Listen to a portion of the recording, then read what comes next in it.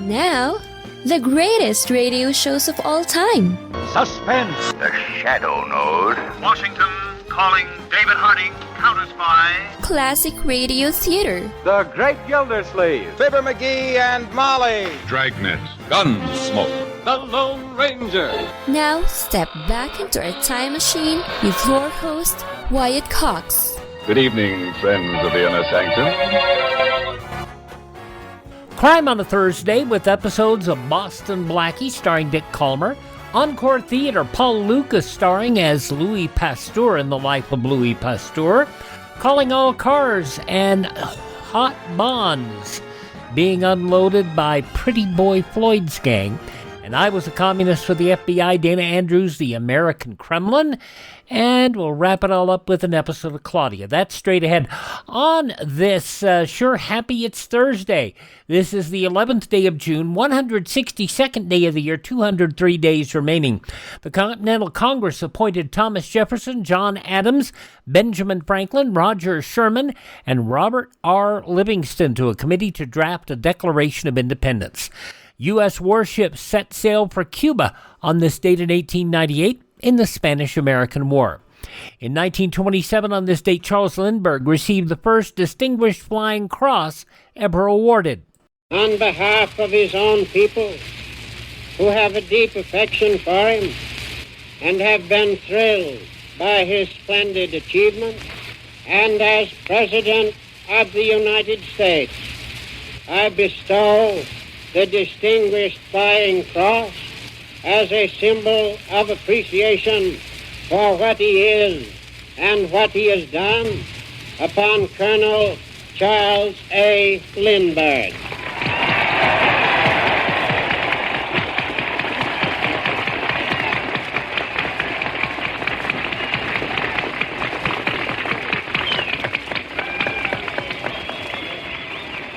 Intelligent, industrious, energetic, dependable, purposeful, alert, quick of reaction, serious, deliberate, stable, efficient, frank, modest, congenial, a man of good moral habits and regular in his business transactions.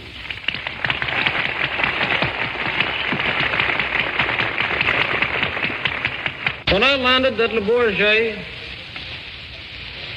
a few weeks ago, I landed with the expectancy and the hope of being able to see Europe.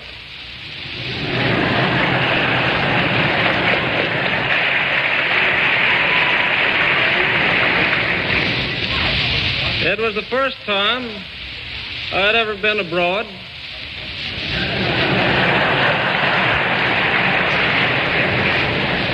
And I wasn't in any hurry to get back.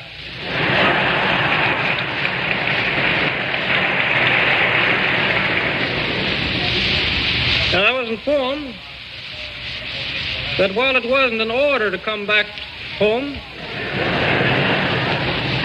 that there'd be a battleship waiting for me next week.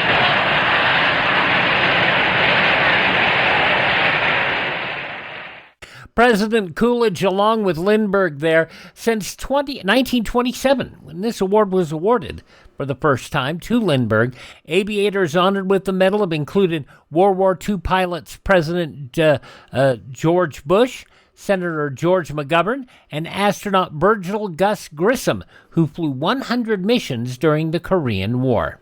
In 1962, Frank Morris, John Anglin, and Clarence Anglin became the only prisoners to ever successfully escape from the prison on Alcatraz Island.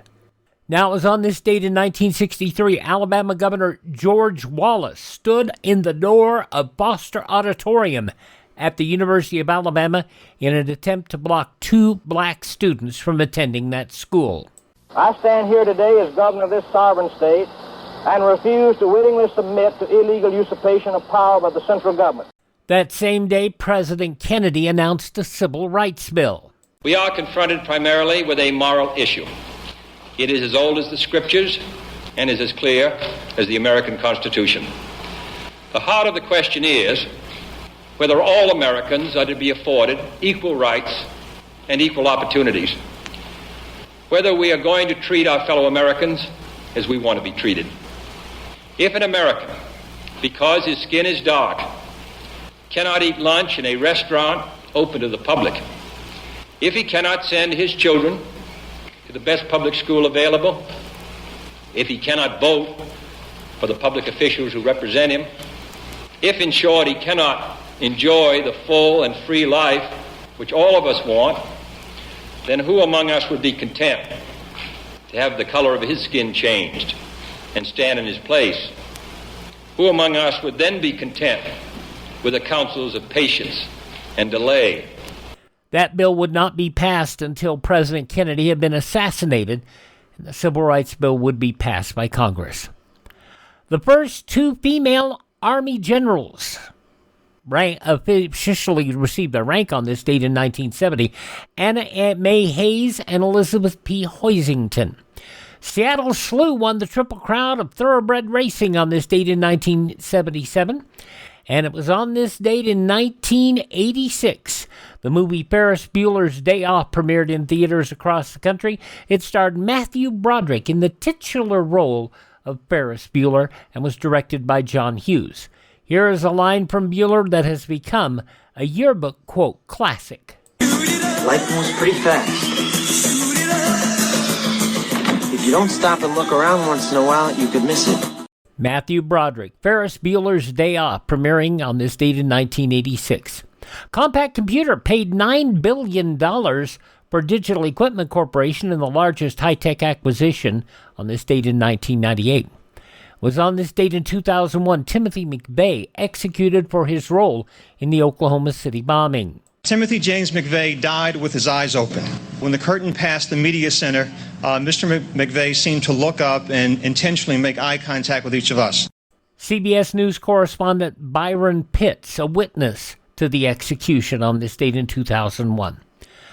Ronald Reagan's funeral held in Washington at Washington National Cathedral on this date in 2004. His Vice President, George Herbert Walker Bush, was emotional. As his Vice President for 8 years, I learned more from Ronald Reagan than from anyone I encountered in all my years of public life. President Reagan's funeral on this date in 2004. 2018, President Trump and Kim Jong-un of North Korea held the first meeting between the leaders of their two countries in Singapore in 2018, and on that same date in 2018, 3 World Trade Center officially opened. Among those passing away on this date in history, Daniel Carter Beard, the founder of the Boy Scouts, Ebb Tide singer Earl Grant, Marion Morrison, better known as the Duke, John Wayne, Bones, DeForest Kelley, born on this, passing away on this date. Also, TV reporter David Brinkley, actress Anne Rutherford, actress Ruby Dee, Jim Ed Brown, wonderful singer-songwriter, another great singer-songwriter, co-founder of the Beach Boys, Brian Wilson, and we lost him 11 years ago. The American Dream, Dusty Rhodes. You don't know what hard times are, Daddy. Hard times are when the textile workers around this country are out of work and got 4 or 5 kids and can't pay their wages, can't buy their food. Hard times are when the auto workers are out of work and they tell them go home. And hard times are when a man has worked at a job 30 years. 30 years. They give him a watch, kick him in the butt, and say, hey, a computer took your place, Daddy. That's hard time. That's hard time. And Ric Flair, you put hard times on this country by taking Dusty Rhodes out. That's hard time. And we all had hard times together. I admit I don't look like the athlete of the day supposed to look. My belly's just a little big. My hand is just a little big. But brother, I am bad and they know I'm bad. And there were 2 bad people. One was John Wayne and he's dead, brother. And the other one's right here. Nature Boy Ric Flair. The world's heavyweight title belongs to these people. I'm gonna reach out right now. I want you at home to know my hand is touching your hand for this gathering of the biggest body of people in this country, in this universe, all over the world now, reaching out because the love that was given me in this time, I will repay you now because I will be the next world's heavyweight champion on this Hard Time Blues. Dusty Rhodes Tour 85 and Ric Flair, Nature Boy. Let me leave you with this. One way to hurt Ric Flair is to take what he cherishes more than anything in the world. That's the world's heavyweight title. I'm gonna take it. I've been there twice. This time when I take it, Daddy, I'm gonna take it for you. Let's gather for it. Don't let me down now, because I came back for you, for that man up there that died 10, 12 years ago and never got the opportunity to see a real Wolf champion. And I'm proud of you, and thank God I have you. And I love you. Love you! He did not have an athletic physique, but what he had was amazing charisma. And Vince McMahon, no matter all his problems, he said no wrestler personified the essence of charisma quite like Dusty Rhodes. His sons Dustin and Cody carry on the family tradition to this day. Dusty Rhodes passing away of kidney failure. On this date in 2015, he was 69 years of age. Alrighty, let's look at those who are born on this date who are no longer with us. They include football legend coach Vince Lombardi, actor Gerald Moore, also the original Sheik in pro wrestling, Ed Farhat, actor Gene Wilder, musician Judd Strunk, wonderful song that wasn't comedic, although Judd did a lot of comedy. His hits record, A Daisy a Day. Sweet, sweet song. Actor Chad Everett and comedian Johnny Brown. All those folks born on this date, they're performing on a much grander stage. Hi, this is Jeff Foxworthy. It is now time for the birthday announcements. The following people are now officially older than dirt. Scottish race car driver, Formula One, Jackie Stewart, is 87 years old today. The lovely and talented Adrienne Barbeau is 81. From All My Children and the Young and the Restless, Peter Bergman is 73. From House, Hugh Laurie, 67, who also had quite the comedic career before he did House. Although, you gotta admit, even though House was dramatic, he did he brought quite the comic lilt to it. Dr. Mehmet Oz, 66 today. National conversation about health and wellness. So let's start talking. The number one thing people ask me about is dieting. He is, at the present time, the administrator of the Centers for Medicare and Medicaid Services, Dr. Mehmet Oz, 66 today. From Game of Thrones, Peter Dinklage, 57. That's what I do. I drink, and I know things. Peter Dinklage, 57 today. How about Shia LaBeouf, who is 40 today? I was just to get in the car. And go where? 50 years from now, when you're looking back at your life, don't you want to be able to say you had the guts to get in the car? From Transformers, Shia LaBeouf is 40. And from Gotham and Ozark, Charlie Tahan is 28. Those just a few of the people celebrating the 11th day of June as their birthday. If this is your birthday, happy birthday, happy birthday, happy birthday to you.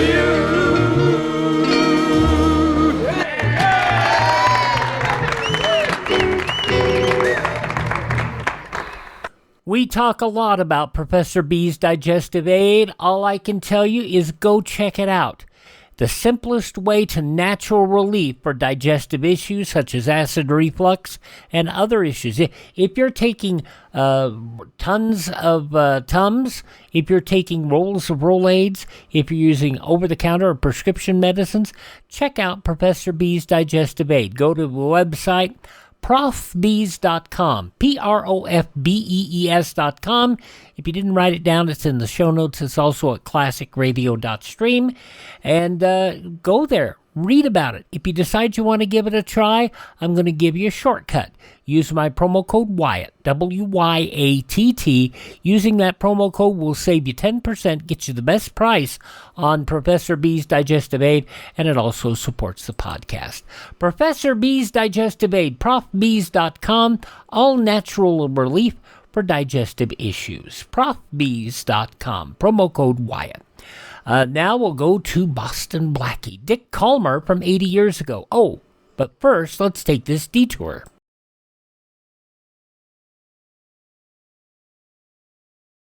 Daily, the broadcasts of Radio Free Europe and Radio Free Asia strike through the Iron Curtain, bringing the truth about the free world to the captive peoples behind it. Help send a message by giving to the 1952 Crusade for Freedom. Now we go back 80 years to June 11th, 1946. Dick Kollmar as Boston Blackie. Yeah?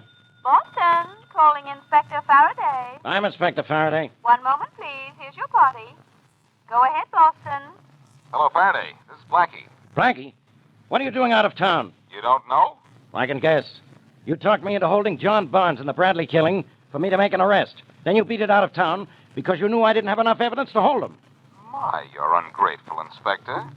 I found out Barnes had a motive to kill Bradley, didn't I? Yeah? I proved Barnes had an opportunity to kill Bradley, didn't I? Yeah. I also found a witness who did a pretty good job of placing Barnes at the scene of Bradley's death, too, didn't I? Yes, but you didn't clinch the case against him. Didn't I? No. What I need is proof that Bradley was killed with Barnes's gun. I don't have Barnes's gun. Well, you do now, Faraday, because everything that's mine is yours, pal. You've got the murder gun? How'd you get it, Blackie? Where? Up here in Boston. But do you really want to know how? I had to be sort of a bad boy to get it. Forget I asked. It's forgotten. In a few hours, Faraday, you'll have the murder gun in your own little hands, and then you can give it to Barnes right in his neck. Blackie, be careful, will you? Why? Barnes's pals aren't the friendly type. They not only want to get that gun, they're going to want to get you.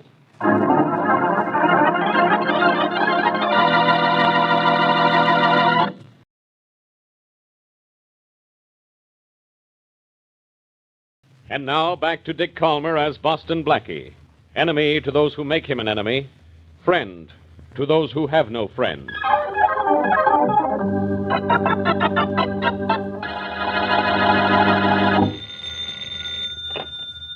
Yeah?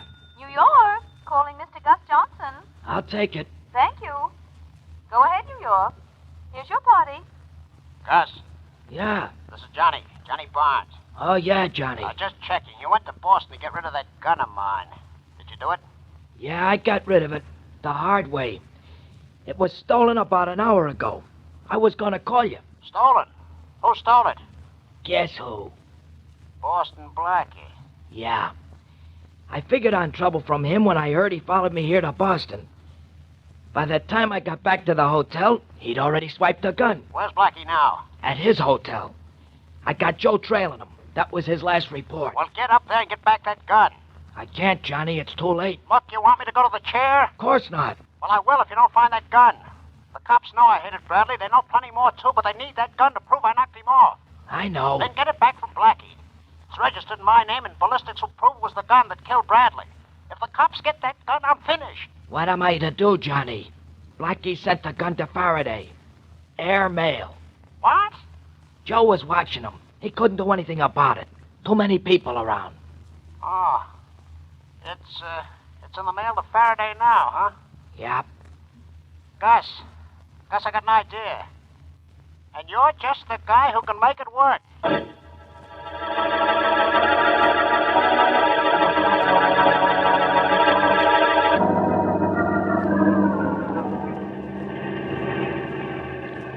Say, Miss Wesley, what time did that wire say Blackie's plane was getting in? 3 o'clock, Shorty. Gee, 3 o'clock, huh? Gosh, we're a little late getting there, ain't we? Yes, a little. I wish we'd started earlier. I'd like to have seen his plane come in. Yeah, me too. But not because I think planes is pretty. Oh? Well, then why, Shorty? Well, didn't Blackie's telegram say he got the gun Johnny Barnes used to kill that Bradley guy? Oh, no. He told me that on the phone. Well, Blackie's gonna need protection from the minute he gets off that plane. I know a couple of the Barnes mob, and they ain't forgiving characters. But they're gonna be awful sore at Blackie when Barnes gets sent to the chair. Yes, I'm afraid you're right. And when Inspector Faraday gets Barnes' gun, Barnes is as good as convicted, isn't he? Yeah. Oh, here's the airport. Yeah. Where do we park? Well, let's see. Why don't you drive right up to the administration building? We're late, and Blackie's probably waiting for us inside. Okay. Hey, how about here? That's fine. Want to come in with me? Yeah, sure. I'll get out on your side. All right. I think we can go in that door there. Okay. Hey, wait. I'll open the door for you. Thank you. Being at gate 6, all aboard. Wow, big joint this is. Yes, it is, isn't it? Cincinnati and Chicago. I don't see Blackie anywhere, though, do you? No, I don't. Well, maybe his plane's late. Let's ask at the information desk. Okay. Flight 31 for Washington, Cincinnati, and Chicago, leaving at gate 6, all aboard. Well, here's the information desk, Miss Wesley. Oh, yes. Pardon me, but could I have some information? Yes, ma'am. Has the plane from Boston arrived yet? Flight 68? Oh, excuse me. Yes, of course. Flight 68. No, ma'am. Flight 68 is late, but we expect it soon. Gate 3. Thank you. You're welcome. Gee, Miss Wesley, shall we go out to gate 3 and watch it come in? No, Shorty. You can see if we wait here and watch through that big window there. Oh, yeah. Hey, look at that big four-motor job taking off out there. Yes, I see it. But I'm more interested in seeing Blackie's plane come in. Hey, Miss Wesley, you ain't worried because Blackie's plane is late, are you? I don't know, Shorty. It's just that I have a funny feeling. Oh, Miss Wesley, planes have been late before. Why, sometimes maybe an hour late. They have a flat tire or they get stuck on a sticky cloud Look, Shorty, or something. Inspector Faraday's just come in. 41. Gosh, wonder what he's doing. I don't know, but he sees us. Gosh, you don't think maybe something's gone wrong, huh? Well, I don't know. Wesley. Hello, Shorty. Hello, Inspector. What are you here for? What do you think I'm here for? To meet a train? Well, you're here to meet Blackie too, Inspector Faraday? Yeah. How'd you know? I'm just smart, I guess. You smart? Bad guess. Isn't Blackie's plane in yet? No, Inspector, it's late. I might have known. Blackie's probably telling the pilot how to fly. What plane's Blackie on? Flight 68. Flight 68, huh? Now, it'll be just like Blackie to keep that plane up, so I'll have to wait for hours. While I'm waiting, come in, Flight 68.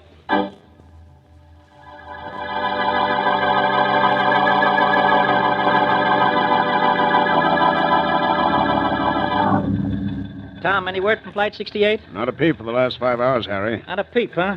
Doesn't seem possible. 4 hours overdue on a flight of an hour and 10 minutes. Have you kept checking? Every 5 minutes. Well, try again, Tom. Okay. New York calling Cross Nation Airways, Flight 68. New York calling Cross Nation Airways, Flight 68. Flight 68, come in. Flight 68, come in. Come in. Hold it, Tom. Anything? Nothing. Well, when did you last hear? 10 minutes out of Boston. Pilot radioed an okay. Said he was on the beam. And not a word since? Not a word. Well, we got a lost plane then, Tom. He's out of gas and down somewhere by now. But keep trying to make contact. We may... Any word from Flight 68 yet? Say, nobody's allowed in the control tower, and that means you, too. I'm Inspector Faraday, police. Oh, sorry, Inspector. Skip it. Any word from Flight 68? No, she's 4 hours overdue, and that means she's down somewhere out of gas. Or maybe worse. Yeah, I think so, too, except we haven't had a report of any crash. You mean the plane's just disappeared? So far it has. Look, let me see that passenger list. There's something crazy about this. Yeah, the passenger list is the craziest thing about the whole flight, Inspector. What do you mean? Well, Flight 68 is a 21-passenger ship. 20 reservations were canceled at the last minute. Huh? That's right. So the plane left Boston with only one passenger. One passenger? Oh. A man by the name of Boston Blackie.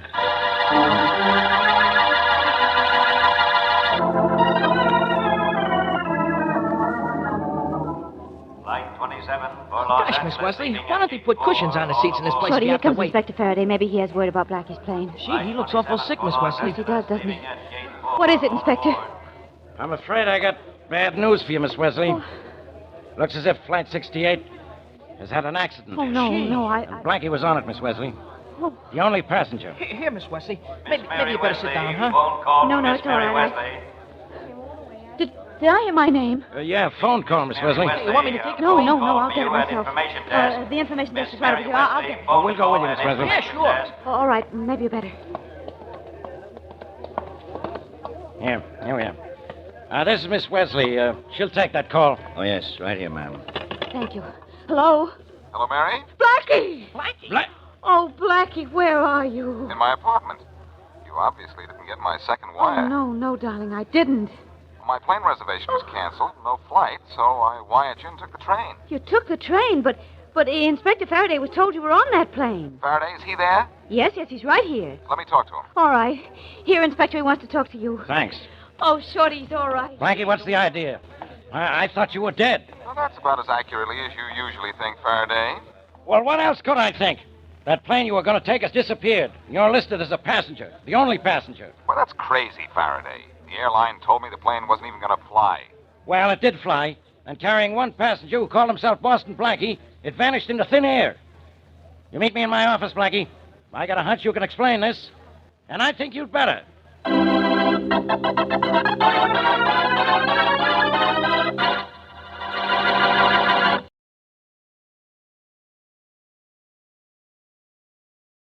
And now, back to Boston Blackie.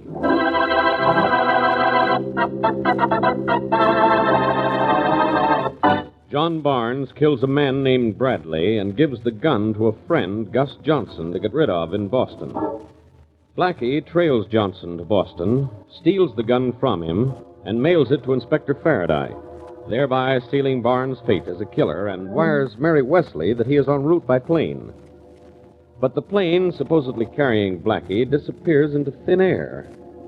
Actually, Blackie has come back to the city by train, and as we return to our story, he is in Faraday's office trying to solve the mystery of the missing plane. A plane just doesn't disappear, Faraday.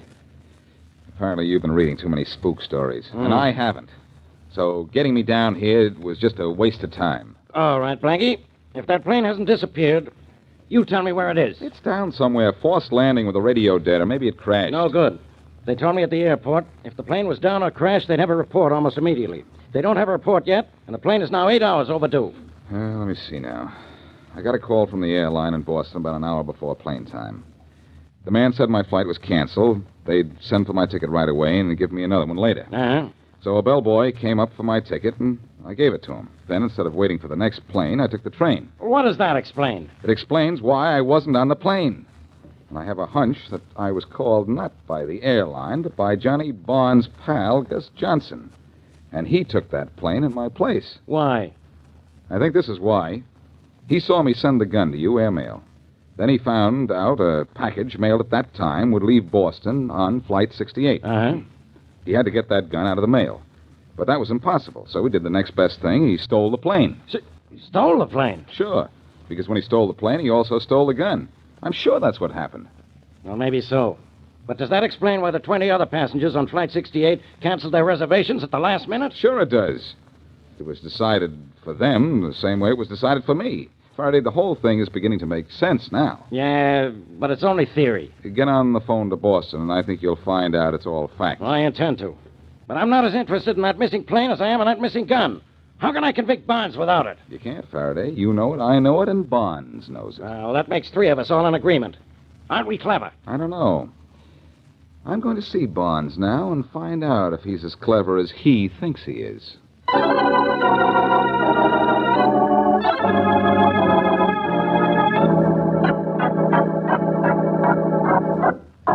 How nice of you to call on me, Blackie.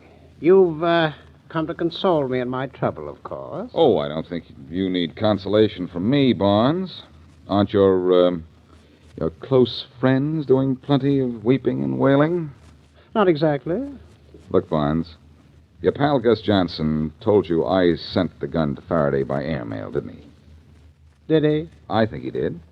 And I think you found out the gun was being sent on Flight 68 out of Boston.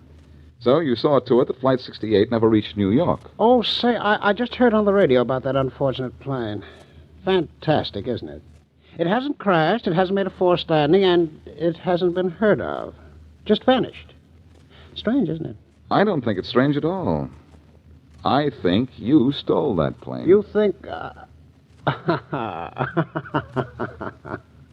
That's more fantastic than the fact the plane is missing. Now, how could I steal an airplane? Why would I steal an airplane? To get rid of that pistol. It carried evidence that would send you to the electric chair. It was one way for you to steal back your gun. Oh, so you've lost the gun, huh, Blackie? Well, maybe you're the one that needs consoling. Please allow me to be the first to offer. Save it, Bonds. When they start giving out consolation prizes, I think you'll get them all.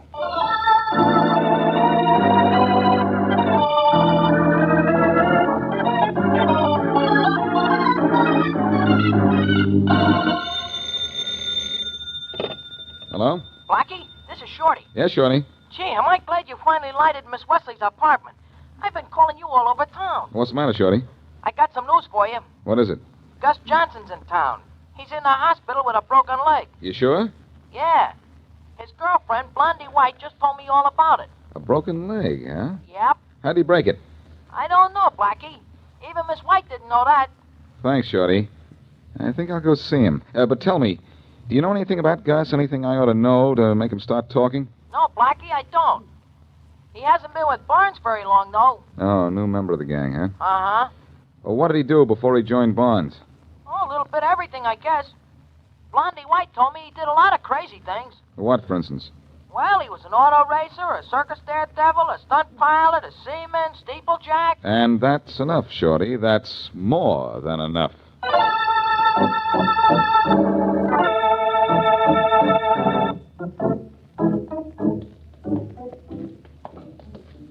You don't mind coming to the hospital with me, do you, Mary? Are you kidding, Blackie? I'm a nurse, remember? But I'm not a patient. Don't forget that. Oh, nurse. Yes? I mean the nurse behind that desk. You. Oh, nurse. Yes? We'd like to see Gus Johnson. Visitors allowed? Oh, yes. Mr. Johnson is resting quite comfortably. He hasn't had a visitor since 3 o'clock. It's 4 now. I suppose you can go right in. Thanks. Which room is he in? Oh, that one right there, 711. Thank you. Come on, Mary. I'm right with you. Here's Johnson's room. Yes, 711. Sure is a lucky number. Too bad he didn't have it before his leg was broken. Yeah. Well, what's the matter? Doesn't he answer? No, Darling, maybe he's asleep. he might be. But it'll be all right if we go in, or the nurse wouldn't have said so. Come on. Oh, yes, he's sleeping all right. Seems just like a baby. That baby has a record of 11 arrests and 3 convictions. Oh. Well, let's wake him up. Hey, Johnson. Mr. Johnson? Mr. Johnson. Johnson, we... Blackie, isn't he going to wake up? No, Mary. Not now or ever. He's got a knife in his heart. Get the nurse quick. Oh, yes, all right. Nurse. Nurse. Can you come here and quickly? What's the matter? It's your patient, Mr. Johnson. Oh, what's the matter with him? Nothing except that he has a knife in his heart. But how did that... Nurse, you said Mr. Johnson had a visitor about an hour ago. Who was that? Well, I don't know. I didn't pay much attention. But please, I've got to call a doctor and get the police. In just a minute. Was the visitor a man? Well, yes, but I can't remember what he looked like. Look, Mr. Johnson wasn't a sick man. He could have all the visitors he wanted. I just didn't pay any attention to anyone who came to see him. Or did anyone else come to see him? Well, yes, a girl this morning. What'd she look like? Well, she was blonde. That's all I remember, just blonde. Oh, that must have been his girlfriend, Blondie White. How'd you know about her, Blackie? Shorty told me about her this morning. She told him she'd been here. Thanks, nurse. You can call the police now. Come on, Mary. Sure thing. Wait, aren't you going to stay? The police are going... Will want to see me? Or just tell them the name was Blackie. They'll know where to find me. Where? At Blondie White's. She doesn't know it yet, but she's got something awfully important to tell me.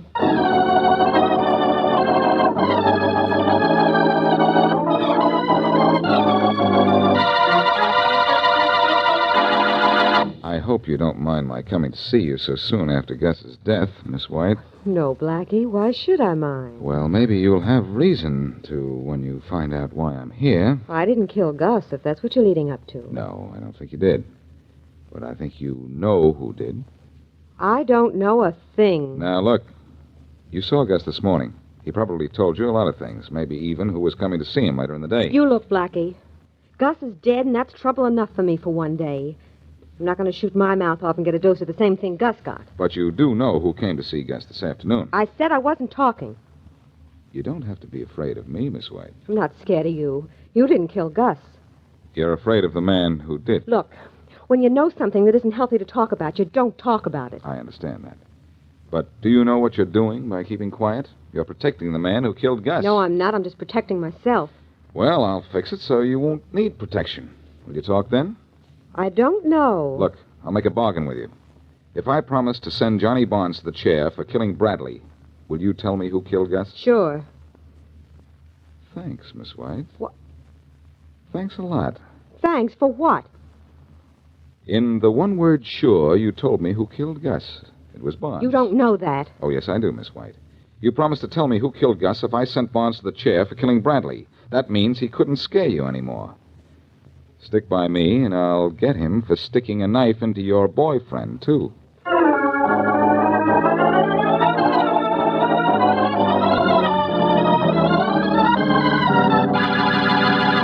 Look, Barnes, you're in a police station, not a laugh movie. So take that smirk off your face. I'm sorry, Inspector Faraday, but I can't help it.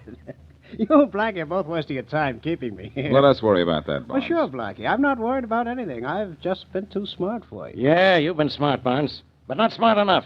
I know exactly what happened to that missing plane now, and why it had only one passenger on it. Now, aren't you clever, Inspector? No, I'm not clever, just thorough. You know how Barnes got rid of the other passengers on the missing plane, Faraday? Sure I do. It was just as you said, Blackie. He had his pal Gus Johnson go to the airlines, dressed as a policeman, and get a passenger list. Then Johnson and his pal Joe called up all the passengers, pretended to be airline ticket agents, and canceled their reservations. Which is what they did to me, too, only Gus Johnson used my reservation. Sure, Johnson used it. He used it so he could get rid of that plane. This is all very interesting, gentlemen, but none of it concerns me. No? Now, We'll see. why should I want to steal a plane? Why should I have Johnson go to all the trouble of canceling 20 plane reservations? Well, that's easy, Barnes. You didn't want Johnson to go to the trouble of having to kill 20 passengers. The 3 members of the crew were trouble enough. Well, if it was trouble, it was Johnson's trouble, not mine. I just don't see any connection between the missing plane and me. Well, I do. Your pal Johnson knew Blackie had mailed that murder gun to me. A gun which would prove you killed Bradley. A gun which would send you to the chair. Oh, really? What happened to that gun, Blackie? You don't know what happened to it, Barnes. It went down with that plane Johnson stole. Oh, did it? What a shame. Well, I guess you don't want me for anything more, do you? I want plenty with you, Barnes. I know you killed Bradley. I know you engineered the theft of that plane and the murder of its crew. I know you killed Gus Johnson. Then why don't you arrest me? Because I want to do more than that. I want to send you to the chair. And I need the murder gun to do it. If it's your gun, then I've got you. Yes, but before you get me, you'll have to get that gun. Huh. Gentlemen, I think I'll be going. Just a minute, Barnes. Faraday, you'll be able to convict Barnes if you have his gun? Sure I can, you know that. But how can I get it now? What's, this gun look like, Faraday? It looks like a gun. What should it look like? Your gun, probably. Because I just took it out of my pocket? Oh, no. It's Barnes' gun. The gun I stole from Gus Johnson. And I figured the best place to keep it was with me. That's my gun? No, you put my gun in the mail. Oh, no, I put my gun in the mail. I knew I was being shadowed, so I wrapped up my gun, sealed, and mailed it for his benefit. I figured it was a way to take him off my trail.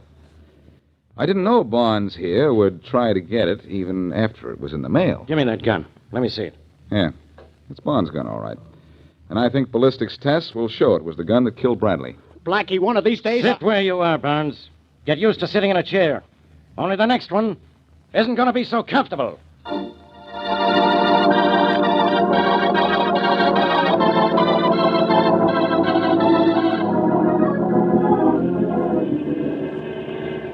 Where are we driving, Blackie? Out in the country to see Blondie White. You mind? No, I should say not. She helped you solve a murder case. She did more than help me, Mary. She was all the proof I needed that Barnes killed Gus Johnson. She kept a promise to tell me who killed Gus as soon as I proved Barnes killed Bradley. How did she know Barnes killed Gus? Well, Gus told her Barnes was coming to see him at 3 o'clock. A medical examination showed Gus was killed at about that time, and he hadn't had any other afternoon visitors besides us. Oh, I know why Gus was killed. Because he knew too much. He not only knew too much, Mary, he did it all himself. Now, wait a minute. You mean he actually stole that plane? Yes, he took my place on the plane. Then when the ship was in the air, he killed the hostess. Then he went to the cockpit and killed the pilot and co-pilot. And bailed out before the ship crashed? Oh, that was how he broke his leg, huh? Golly, what a chance he took. No, he didn't take any chance at all, Mary. I found out from Shorty, Gus had once been a stunt flyer. After he killed the crew, he took over the plane himself. And landed it. I see. No, you're wrong again. He headed it out toward the ocean. Just inside of the coast, he set the plane on automatic pilot, and then he bailed out. For goodness sake. And now that plane is somewhere at the bottom of the ocean. Yes, Mary. And even though something very clever went on up in the air, we figured it, because we kept our feet on the ground.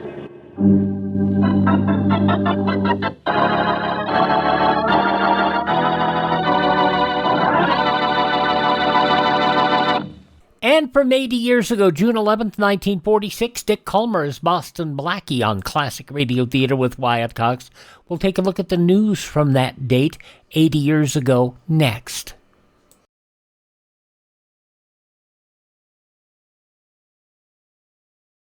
Ladies and gentlemen, last year's traffic death toll was 37,500, a 7% increase over 1950.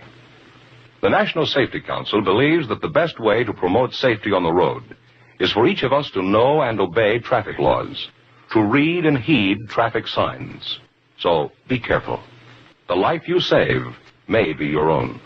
We continue now on Classic Radio Theater with Wyatt Cox with taking a look at the news from this date in history as we go back to it is a Tuesday, June 11th, 1946.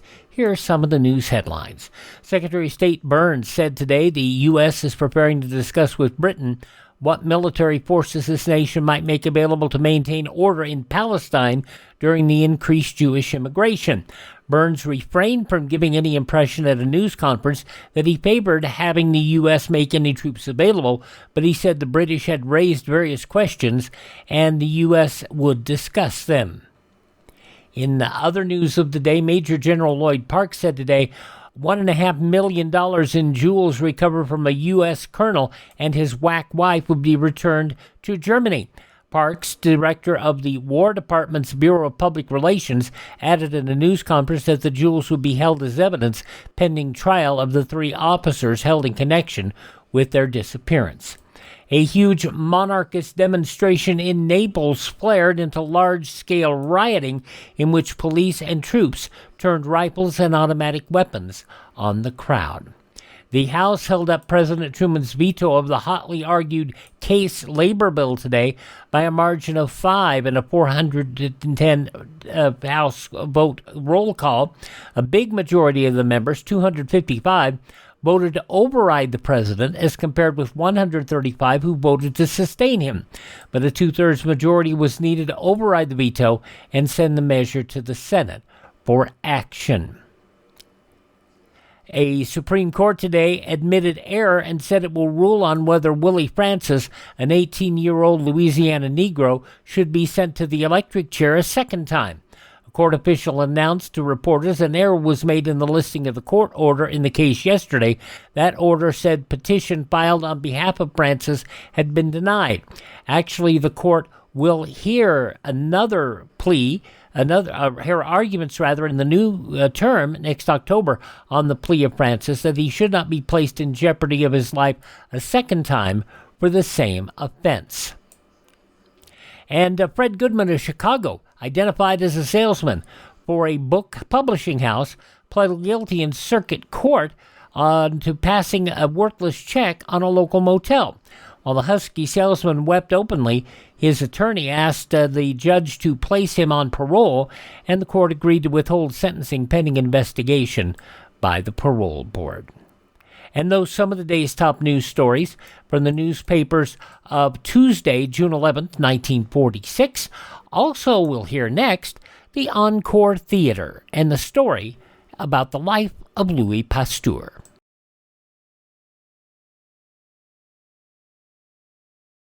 Instead of going down, the annual rate of polio cases in this country is going up. Instead of growing panicky with fear in the face of such an unwelcome fact, there is a way in which we all can join the Army which is fighting to check this trend and ultimately defeat infantile paralysis. We can contribute to the March of Dimes. Give today so that the 1952 March of Dimes will be the biggest ever and a really potent fighting force against polio. Well, we're entering the summer months, and a lot of shows took time off, and a lot of companies did shows just in the summer. That's what Schenley Laboratories did with Encore Theater. This summer series from the summer of 1946 included such shows as this, The Life of Louis Pasteur, starring Paul Lucas. This was originally broadcast 80 years ago today, June 11th, 1946. The Schenley Laboratories, producers of Penicillin Schenley and Schenley Pharmaceuticals, presents the Encore Theater. The Encore Theater play tonight, The Life of Louis Pasteur. Our star is Paul Lucas.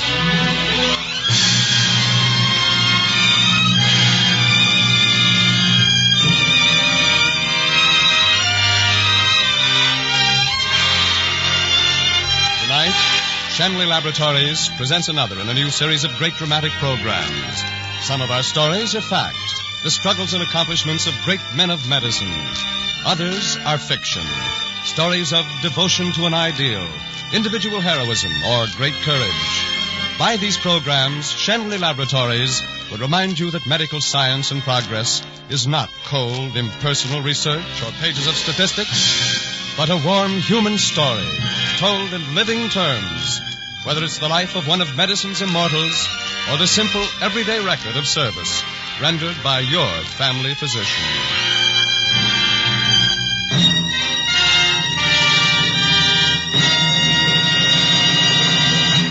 And now, The Life of Louis Pasteur, starring Paul Lucas as Pasteur and George Zucco as Charbonnet.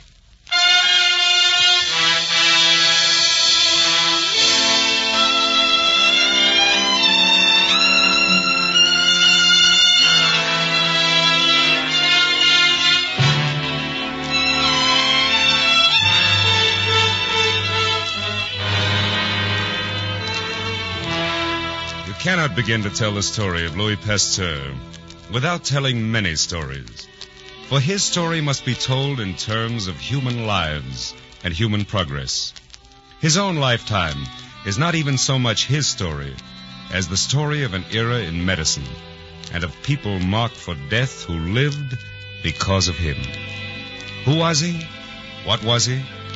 Well, first and last he was a chemist and a fighter. And never a very tactful one. Take that matter of the pamphlets he had distributed all over Paris. Louis, a copy of your pamphlet just arrived. Oh, good.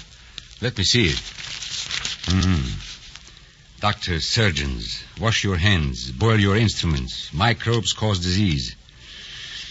Did they say whether they have started distributing these? They said that by nightfall there would be a copy at every home in Paris. Well, then by nightfall, my dear, we are sure to be in trouble in a good many homes in Paris. Even, I suspect, in the palace of the Emperor.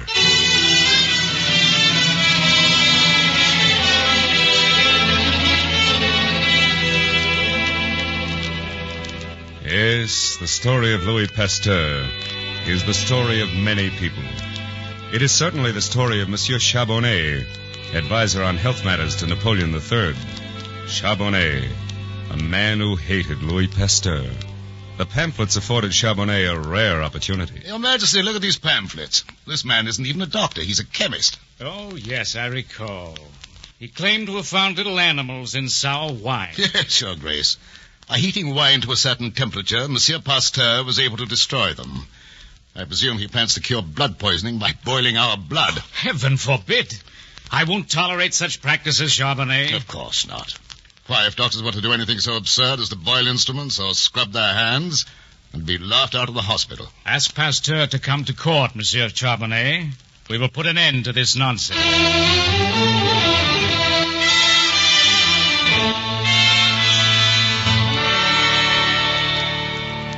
Monsieur Pasteur? Yes, Your Majesty. Monsieur Pasteur, in the preservation of the wine industry, you have been of service to France. It is my command that in the future you confine your work to that field. But, sire, what are the pamphlets he's already written? For that, monsieur, you will publish an immediate retraction or suffer my displeasure.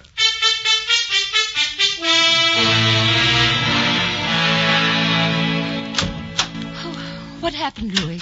You'll have to pack, Mary. We are leaving Paris tomorrow. Yes, Louis. They want me to apologize for the pamphlet. Oh, no.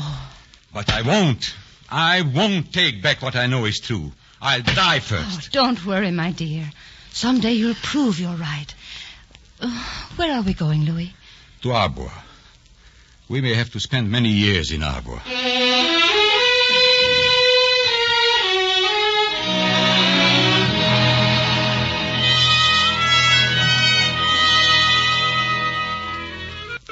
The story of Louis Pasteur is the story of the sheep herders and cattlemen of Arbois, in whose cause he spent the next few years.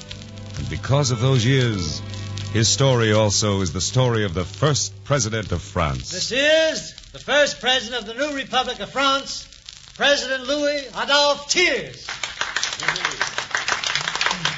Gentlemen of the Cabinet, you are aware of the conditions upon which Bismarck has consented to withdraw the German armies from France. In addition to forfeiting Alsace-Lorraine, we have to pay an immediate indemnity of 5 billion francs. Monsieur Charbonnet, you are chairman of the Agricultural Board. How do you suggest we raise the money? Your Excellency, I hardly know what to say. Industry is at a standstill, farms are being neglected. A devastating plague is destroying our cattle everywhere except in one small province, the district of Arbois. Why is there no plague in Arbois? I don't know, Your Excellency. You don't know? As chairman of the Agricultural Board, you should have investigated. Monsieur Charbonnet, you and your assistant, Dr. Martel, will kindly leave for Arbois immediately.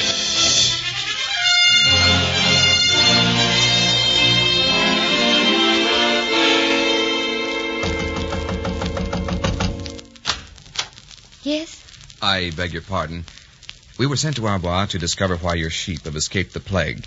We were directed here by a neighbor who told us his sheep have been treated by someone who... Oh, you're quite welcome. I'm sure Father will be delighted to see you, Monsieur. My name is Annette Pasteur. Pasteur? That chemist again? So, Monsieur Charbonnet, we meet again. This is Dr. Martel, Father. How do you do? Won't you come in? Our quarters are very humble, but you are most welcome. Thank you. So, you're now the savior of sheep, monsieur. Well, suppose you tell us about their microbes. I'll be glad to. We are convinced, after 8 years of experimenting, that we have discovered a vaccine which, when injected into the animal, will set up an immunity. Oh, ridiculous. It would take 80 years to convince me. Yes. I am sure it would. Well, I've heard enough. Are you coming, Dr. Martel? No, Monsieur Charbonnet. I'm going to stay. You do as you please, but I'm going back and make a report to the cabinet. With you or without you? I'll make no report without an investigation first.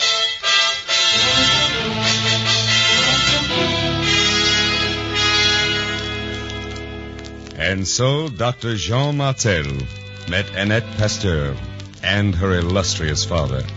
And his life became part of the story of Louis Pasteur. He stayed several days trying to grasp Pasteur's theories. Here. Now, look at this slide under the microscope. You see? It reveals a number of dormant germs, or spores as we call them, which are found in the grass and soil wherever diseased animals have been buried. Now, our healthy stock eat the grass, they become infected and die. The germs become spores again, and the cycle starts all over again. And you say these spores are present even here in the pastures at Arbois? Oh, yes. For an animal that hasn't been vaccinated, Arbois is one of the worst areas in all of France. Father, I'm sorry to disturb you, but the newspaper just came, and there's a proclamation in it. Well, let's see. No anthrax at Arbois. What in the name of heaven are they talking about? Government to appropriate huge areas for grazing. Charbonnet urges farmers to bring healthy sheep to Arbois free of charge. They'll die, all of them. The fields are reeking with contagion. Even if they let me, I couldn't inoculate them all.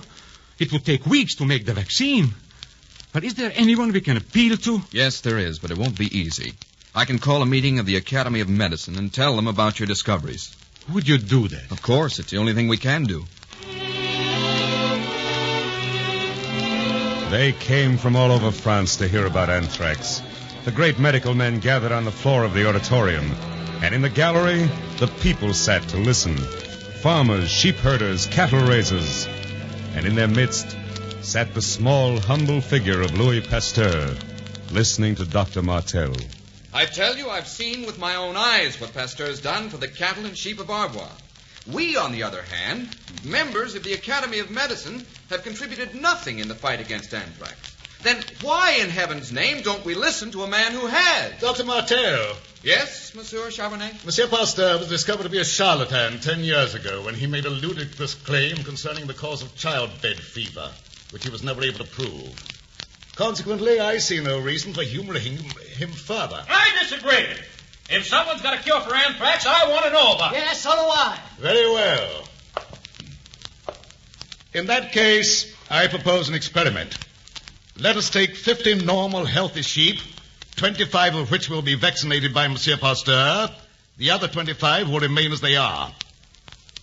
I shall then infect all 50 sheep with anthrax. And I defy any man or any vaccine to save one of them.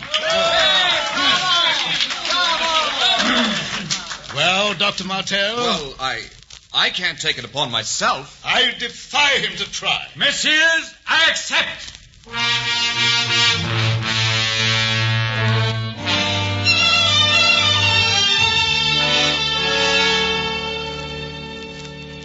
You have treated all 25 of those sheep? I have, Monsieur Charbonnet. I am now at liberty to inject into their veins the blood of an animal that has died of anthrax. Proceed by all means, Monsieur Charbonnet. Monsieur Pasteur, I'm from the London Times. Would you care to make a statement? The sheep that have not been treated by me will die within 48 hours. The others won't even be ill, I suppose. At least let us hope they won't. For the sake of France.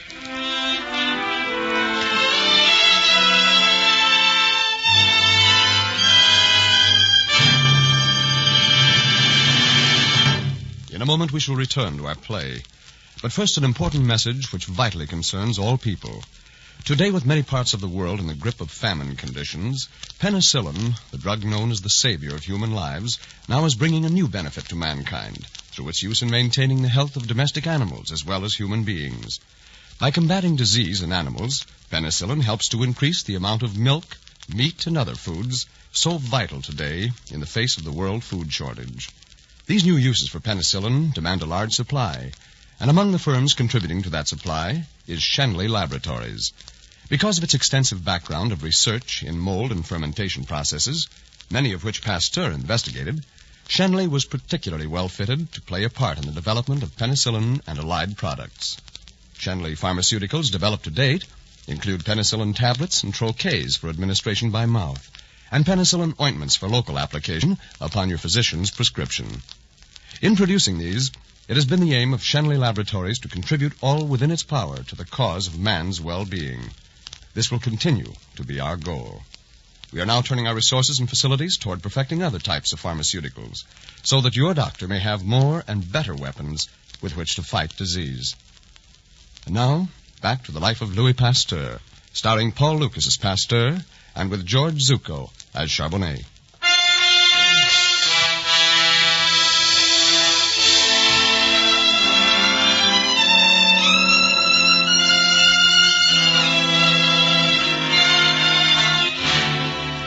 The story of Louis Pasteur is, too, the story of the people he loved, the story of Annette and of Jean Martel. You're very quiet, Annette. What are you thinking? Oh, all sorts of things. I was thinking about Father. Praying a little, I guess. This experiment is so important to him. And I was thinking about Mother and how good she is. And a little about you and how good you are. What were you thinking? You've been very quiet yourself. I was thinking about you. I was thinking that you're very beautiful and very good, very understanding, and that the man you accept for a husband will be the most fortunate man that ever walked this earth. And then I started thinking, if I were that man, and then I was completely lost. If I were to accept a husband, it would have to be someone very much like you. And if you don't ask me, I don't know where on earth I'll find one. Annette. Annette, my darling.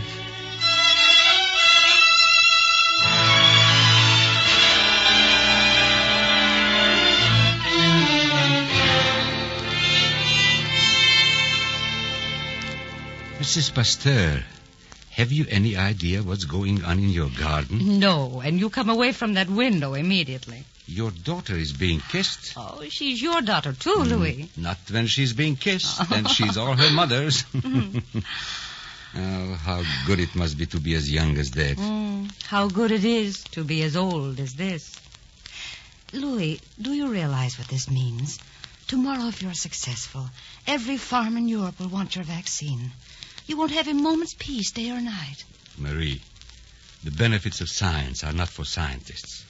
They are for humanity. Mother, Father, Sean and I have something to tell you. With your permission, we want to be married, sir.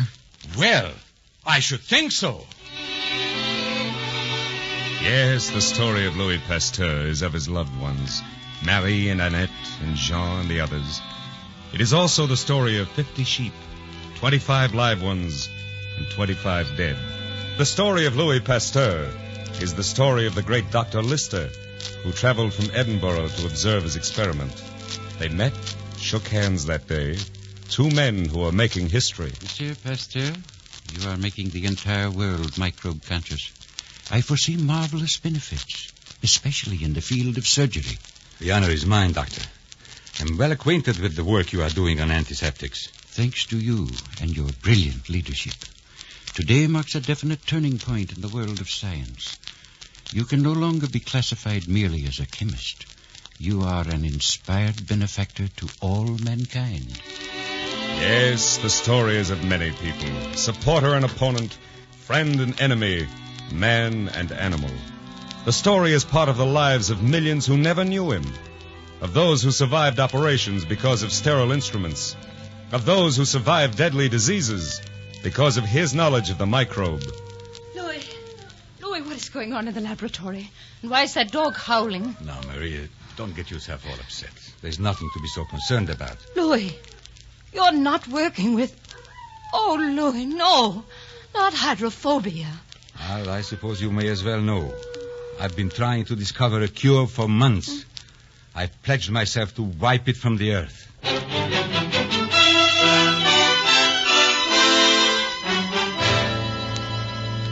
And the story is part of the life of the Russian doctor Zaranov, who defied Pasteur's old enemy Charbonnet on the floor of the Academy of Medicine. I came here commissioned by my government to investigate Pasteur's efforts. My people have for centuries been preyed upon by rabid wolves.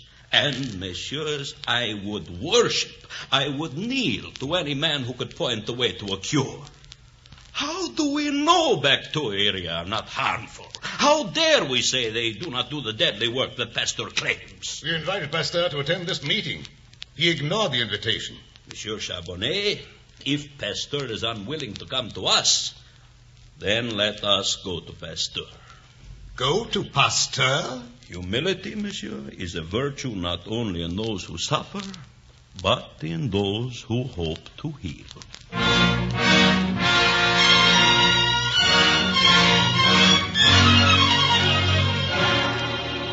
Well, gentlemen. It's fortunate we found you in, monsieur. It is the wish of some here that the Academy of Medicine honor you with a committee visit. Dr. Zaranov has been reading your recent statements in the journal promising a cure for rabies. Dr. Zaranov, as usual, the press take liberties. I said only that I was on the threshold of a vast new world. I understand. May one inquire when you intend to cross that threshold? Monsieur Charbonnet, science takes a step, then another. Then it stops and reflects before taking a third. Step by step, I am reaching the ultimate conclusion that all diseases are caused by microbes. Oh, Pasteur. You don't believe me, Charbonnet. Look at this vial. In my hands, I hold enough rabies virus to wipe out a city. Let me see that. Now, be careful. Don't uncork it. Why? If you have the tiniest scratch on your hand... Oh, really? Now, let me make a scratch. I have a penknife. Charbonnet, don't be a fool. There. Is that deep enough? Give me that vial. Oh, no. Now I'll just rub this virus into the cut. Charbonnet! You fool! There. Now, Monsieur Pasteur, all I want is for you to predict the hour of my death.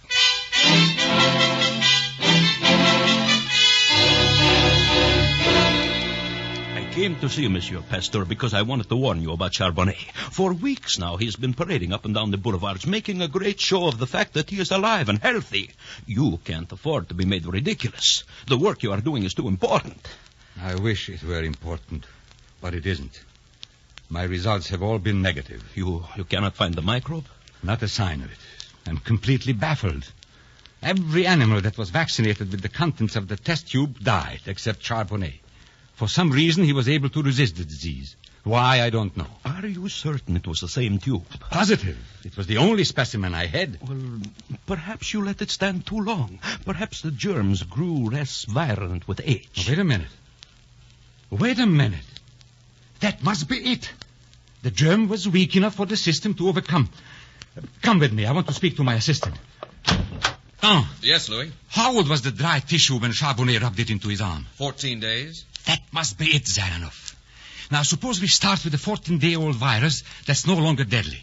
Suppose we inject it into a healthy animal, and day by day, as nature builds up his resistance, we increase the doses with stronger, fresher samples until he is able to withstand the actual disease. Would he not be then immune? No, it would never work. If the first injection did not kill him, the second would, or the third. Now, where are those tubes you've been preparing, Jean? Right behind you, sir. They're all in order. Each one is dated. Here we are. 14 days. How many dogs have we left? 10. Are they all well, healthy? Perfect condition. They've never been exposed. Inoculate them with the virus of hydrophobia.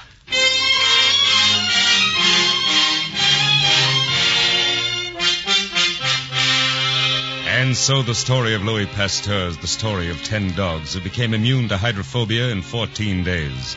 And it is also the story of a German doctor and a little boy. Oh, Monsieur Pasteur, I apologize for not giving you notice, but I've come all the way from Alsace with the child who has been bitten. He's outside in the carriage. Would you help him? How long has it been, Dr. Pfeiffer? 11 days. You cauterized the wounds? Well, not right away. It must have been 24 hours. I don't know what to say to you. Oh, monsieur, I implore you. My treatment has saved dogs, yes, 10 of them. But I haven't the faintest notion what effect it would have upon a human being. If I failed, it would mean prison, perhaps the guillotine. I am not a doctor. There are rules and traditions governing these things. This is a human life, Monsieur Pasteur. You may be able to save it. You alone in the entire world. I beg you to try.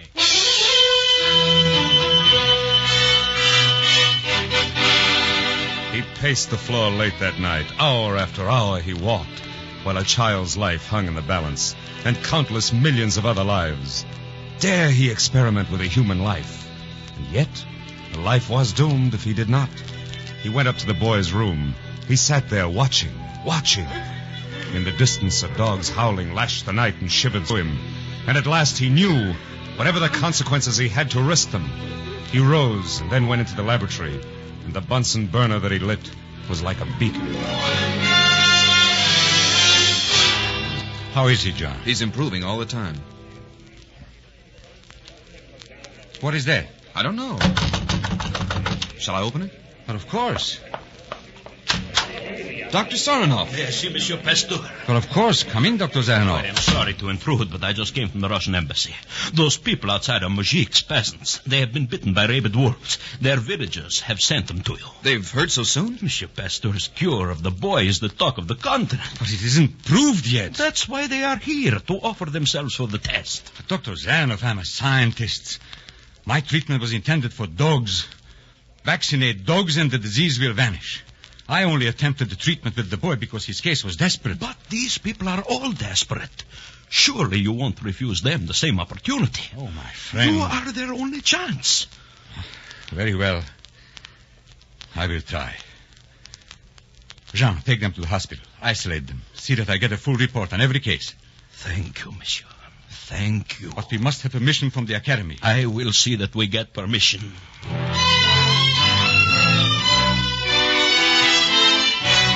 Patient number 1, first treatment. 14-day-old virus. Patient number 7, 4th day. Any change? Not this morning. Continue treatment. Patient number 8. Let me see the report. 11-day virus. The results are amazing, Pasteur. Every single case improving. How proud you must be. No, only grateful, Dr. Zarin. I'm sorry to interrupt you, Louis, but Monsieur Charbonnet is waiting at your house. Charbonnet? Yes. He says he himself wants the Pasteur treatment for hydrophobia.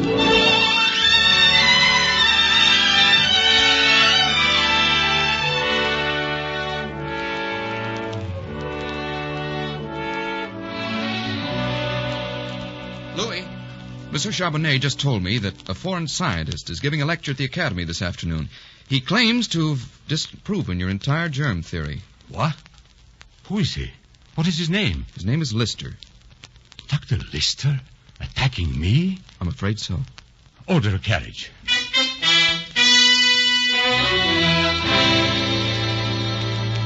He came in a side door, worried, almost in tears, for he loved and respected Lister. Charbonnet met him at the door, his eyes warm. Come with me. They want you to sit on the platform. They hurried down a side aisle and hesitated on the edge of the platform where Lister was standing. And a man came off the platform and offered him his arm. And that man was Louis Adolphe Thiers, President of France. Stunned and completely unable to grasp what was happening, he took the president's arm and walked out on the stage. They stood up as he walked out on the platform. The members of the Academy of Medicine and the young medical students and all the people who had been able to crowd in, they stood up applauding and shouting their approval. And Louis Pasteur held out his arms to them, and the tears ran down his face. Monsieur Pasteur, I greet you in the name of humanity. Dr. Lister. Monsieur Pasteur, on behalf of His Majesty the Tsar of Russia, with profoundest gratitude, I present you with the Diamond Cross of the Order of St. Anne. I thank you. Thank you. I have no words to express. You, young man, doctors and scientists of the future, do not let yourself be tainted by skepticism, nor discouraged by the sadness of certain hours that creep over nations. Do not become angry at your opponents, for no scientific theory has ever been accepted without opposition. Live in the serene peace of libraries and laboratories. Say to yourselves first, what have I done for instruction? Until the time comes when you may have the immense happiness of thinking that you have contributed in some way to the welfare and progress of all mankind.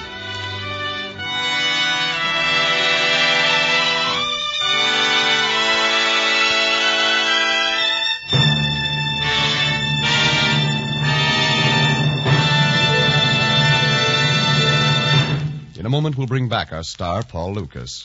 But first, ladies and gentlemen, may we leave you with this thought. One of the most notable facts about the practice of medicine is that each succeeding discovery in the field has always become the property of all who devote themselves to the cause of healing. Shenley Laboratories pays tribute through this series of programs to this unselfish, progressive ideal. We of Shenley Laboratories feel that physicians everywhere may well take pride in a spirit of sharing for the greatest good of the greatest number. Now, ladies and gentlemen, Mr. Lucas. Friends, to sum up the spirit of the Shenley Laboratories program, this simple and beautiful prayer of the physician, written centuries ago by Maimonides, seems to me to be apt and fitting. The eternal providence has appointed me to watch over the life and death of all thy creatures. May I always see in the patient a fellow creature in pain, and grant me strength and opportunity always to extend the domain of my craft. This is the prayer of the physician. It is ages old. Yet today it is as new as the hope for a peaceful way of life for all the world. And now, may we invite you to listen again next week at the same time when Shenley Laboratories presents Yellow Jack, starring Ronald Colman, a great star in a great story. Good night. The Life of Louis Pasteur, produced and directed by Bill Lawrence, is presented through the courtesy of Warner Brothers, who this year is celebrating the 20th anniversary of Sound Pictures. It was adapted for radio by Gene Holloway. Paul Lucas appeared through the courtesy of International Pictures, producers of The Stranger, soon to be released through RKO. This is Frank Graham speaking for Shenley Laboratories. This is CBS, the Columbia Broadcasting System.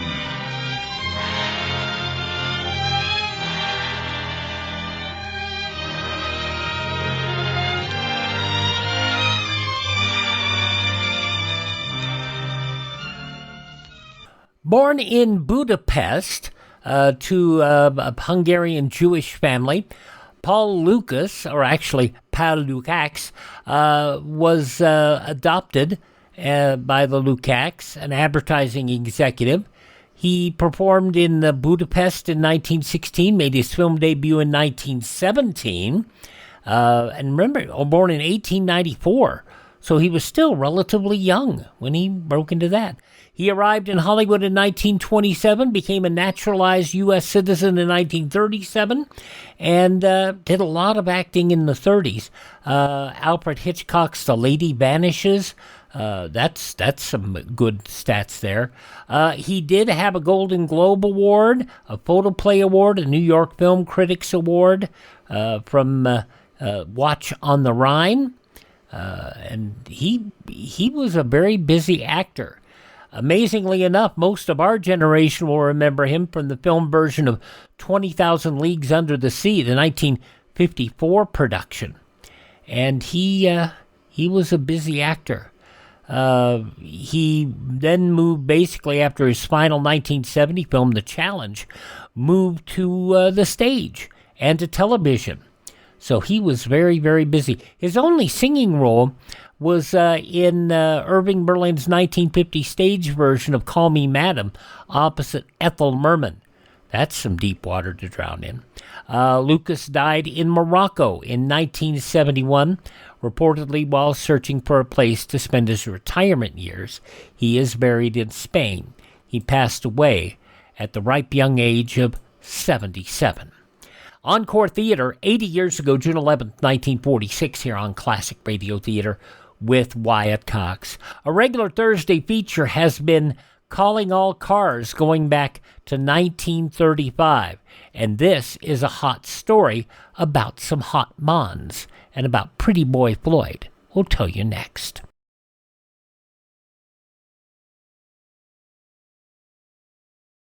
Do you know how old the school building in your community is? If it's over 25 years old, the chances are that it's woefully inadequate. Join with the groups in your community working for better school conditions. Remember, better schools build a stronger America. Before we get to Calling All Cars, let's talk about the week ahead. Tomorrow, we will have John Daner as Paladin in Have Gun Will Travel, Marshal Matt Dillon in Gunsmoke. We'll have Frontier Town, starring Reed Hadley, and The Crime Club, Death is a Knockout. On Saturday, George Burns and Gracie Allen, Fibber McGee and Molly, and the Chase and Sanborn Hour. On Sunday, The Victory Parade. Also, Father Knows Best, The Great Gildersleeve, and You Bet Your Life. On Monday, we'll spend the whole time in 1958 with yours truly, Johnny Dollar, Frontier Gentleman, Luke Slaughter of Tombstone, and Suspense. On Tuesday, Death Valley Days, Lights Out, Did Justice Triumph, and Escape. On Wednesday, the third episode of Dragnet, Call the Police, the summer series of Philip Marlowe, and Lights Out, Catwife.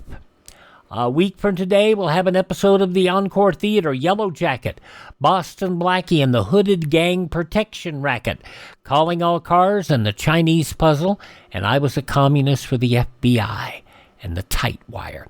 That's the week ahead here on Classic Radio Theater with Wyatt Cox. Let's get to that 1935 episode of Calling All Cars, where Pretty Boy Floyd's gag is getting rid of some hot bonds. This episode from 91 years ago, June 11th, 1935.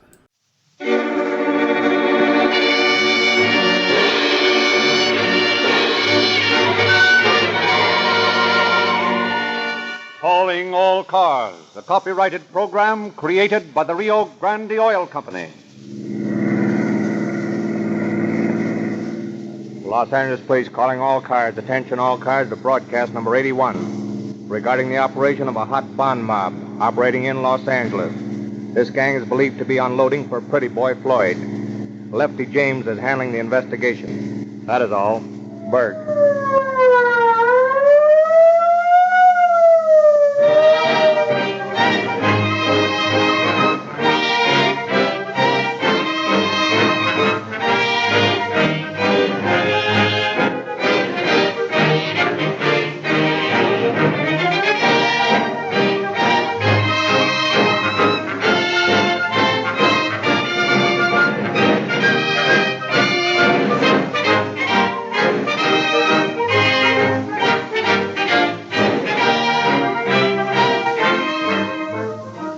It is a holiday for Officers Erickson and Donahue.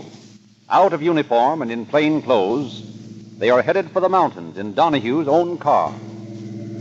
Better fill up with gasoline now, Don. There's a cut price station right ahead. No, not me. I'm going to drive into a Rio Grande station. Gosh, you're not driving a city police car now. You don't have to use cracked gasoline. Say, you couldn't hire me to use any other kind, even in this old bus of mine.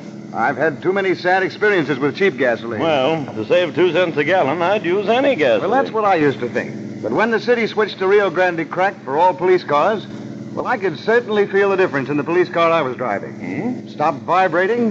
It was a real pleasure to step on the throttle and shoot up hills without shifting. It changed all my ideas about gasoline. Well, you can have the thrills. I'm thinking about the expense. Well, me too, but I've seen the records down at the city hall. Figures that prove we actually get more mileage with Rio Grande cracked gasoline and cheaper miles. What do you mean, cheaper miles? It's a fact, Eric. Those cheap gasolines leave too much carbon. They don't burn properly. Too much goes to waste. Now, that cracking process of Rio Grande's does something because, well, there's no waste. It all turns into power. And there's no carbon gumming up your engine. So you figure it's cheaper to use Rio Grande cracked in your own car than to buy a cheaper gasoline, is that it? Listen, Eric. Those chemists at the city hall are smart babies. Yeah, I know They've that. tested all the gasolines, and they're buying Rio Grande cracked for all the city cars because they know it's the best buy on the market. And that goes for a lot of other cities, too. Why, do you suppose Oakland and Berkeley, Merced, Fresno, Los Angeles, and many cities and counties in Arizona would specify Rio Grande cracked unless they knew they were getting more for their money? No, maybe you're right, Don. Well, there's no maybe about it. I'm banking on the city records. I know Rio Grande cracked is the best and cheapest gasoline I can buy.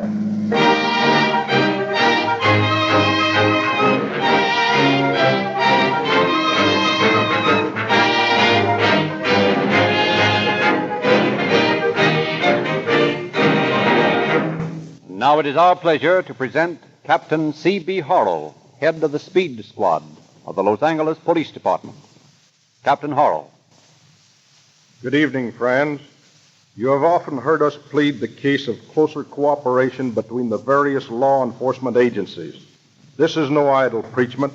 The Los Angeles Police Department practices it. And now, since the federal government has begun its drive on racketeers, kidnappers, and bank robbers, it has become an increasingly pleasant duty to cooperate with G-men in their work of stamping out the gangster.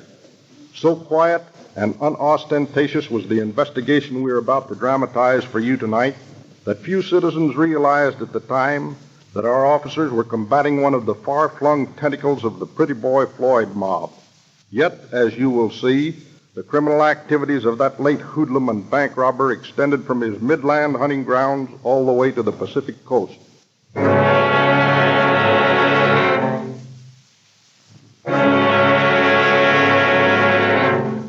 We want to see the boss. Why, he's not in now. Come on, don't hand us that stuff. He's in all right, and he'll talk to us. Get out of the way, Mug.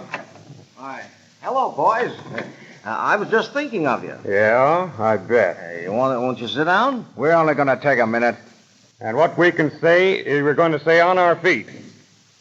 What's the idea of sending back them 5 extra barrels of beer? Boys, I can't possibly sell more than 10 barrels a day. From now on, you're taking 15. Well, I can't do it, boys. And where's your protection money? You didn't kick in this week. Well, I don't need to pay for protection. Boys, I get all the protection I need from the police. Oh, yeah? In that case, you better take 20 barrels a day. I won't do it, boys. You'll ruin me. You're taking 20 barrels a day. I'll get my beer from somebody else first. Is that final, Blackie? Yes. That's all we wanted to know.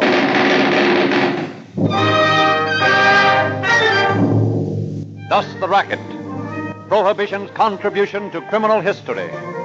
Beginning with the $1 million bootleg business, it spread its tentacles to the trucking industry, the building trades, the cleaners and dyers. It strangled metropolitan America, made a travesty of American law and order, netted billions in illegal profits, created a modern robber baron, the Big Shot.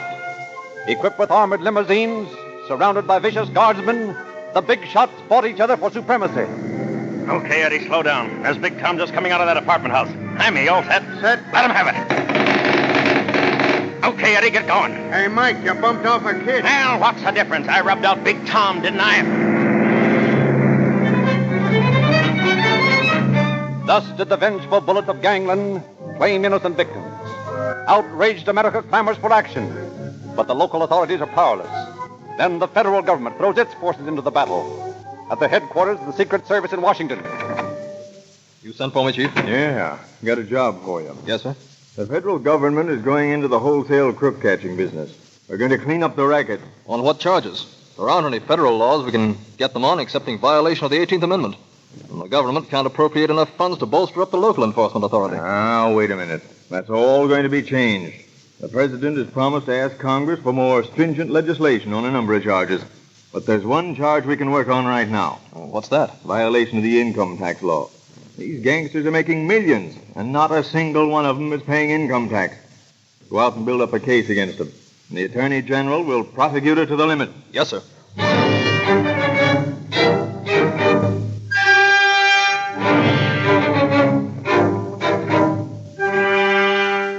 Slowly, with painstaking care, the federal investigators build their cases. One after another, the Big Shots topple, change their notorious names for numbers, file into federal penitentiaries. An awakened citizenry votes prohibition into its legislative grave. Congress makes kidnapping a federal offense. One by one, the more lucrative crimes become difficult, more dangerous to commit. But in the underworld... Yeah, looks like they'll force us guys to go straight. Yeah? Yeah, there ain't no more liquor racket, and don't want to swing for kidnapping, do you? No, but before I'd go straight, I'd snatch purses. Yeah, that's about all that's left after second story work. Well, you're forgetting the place where there's a big payoff. Yeah, what's that? The banks. Get the door where it's kept. Oh, that's one in a chance. You might get killed. What of it? From now on, it's them or us.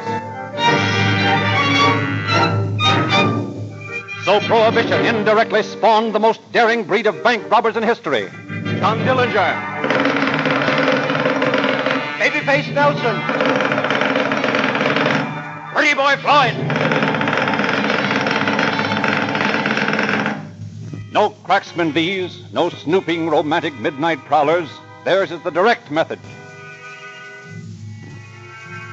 Clay Center, Kansas. Well, Mr. Potts, I think we'll be able to arrange that mortgage for you. That's fine. If I can get my hands on that money, I'll be able to put in a new silo. Take 'em up. What? Yeah, what? Merciful This heaven. is ice. Don't make no passes, no burglar alarms, mister. I'll let you have it. I wasn't. You better not. I got men with Tommy guns all around the joint. Now shove out all the dough you got in your till there. But Come on, let's have it. All right. It ain't much, but when we get what's in the safe... The safe? Sure, you'll have the back door open. One of my boys going through the safe now. But all we've got back there is bonds. They belong to our customers. Now, what do we care? They're worth dough to us. Well, I got all there was to get, Floyd. Good. About how much? How about $30,000? That's fair enough. Now, listen, you two guys. My boys will be outside with their tomcats on the door. It won't be healthy for you to stick your noses out of this joint for 15 minutes.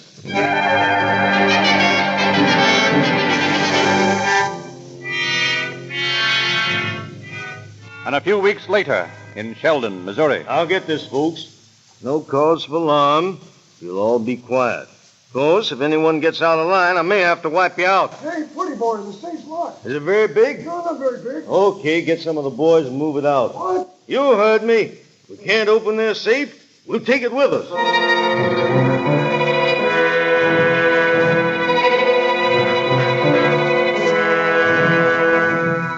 Thus, the modus operandi of the Pretty Boy Floyd mob, which swept across the Middle West during 1933 and 34. Small-town banks were their prey, and what they failed to realize on ready cash was compensated by the ease and safety of holding up these insufficiently protected institutions, and the large amounts of gilt-edged securities which the safes contained. Securities representing the life savings of the merchants and farmers of these rural communities, left with the bank for safekeeping. But hot bonds are dangerous possessions. And so after a swing through Kansas and Missouri, which had shown vast paper profits, Pretty Boy Floyd packs his portfolio and visits a Mr. E.S. Wagoner in Oklahoma City. So there you are, Elmer. 250 grand in bonds. Most of it the best paper in the world. It's Liberty bonds. How much will you give me for it? $250,000. How much of it is in Liberty bonds? About 230,000. Well, that's all I'm interested in. I won't monkey with anything else. Okay. How much will you give me for the Liberty bonds? 10 cents on the dollar. What? 10 cents on the dollar. But, Elmer, look here. That stuff's worth more than that. Why, lots of them never had the coupons clipped. Oh, I can't let them go for that. And that's my price. Why, that'd mean that I'd only get 23 grand out of them holdups. And I got to cut that stuff 5 ways. Well, that's your problem, not mine. Well, make it 25 cents on the dollar, and I'll let you have it. Not a penny over 10 cents. But listen, No use arguing, pretty boy. Those bonds are hot. Why, they're harder to get rid of than marked money.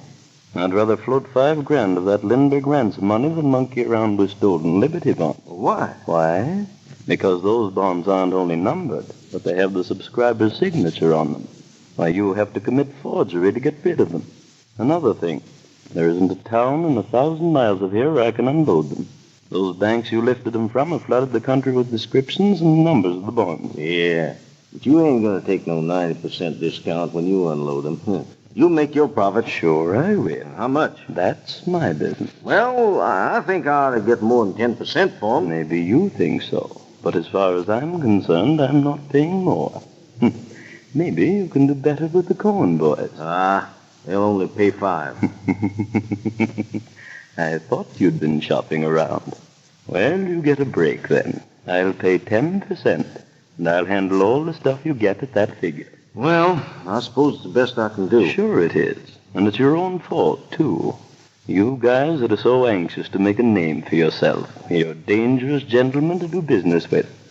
If you didn't make so much fuss when you knocked over a bank, and if you didn't get your pictures in all the papers, well, I might be able to make you a better price. Well, I'm going to get smart. I'll pull my next job at night. Oh, no, you won't.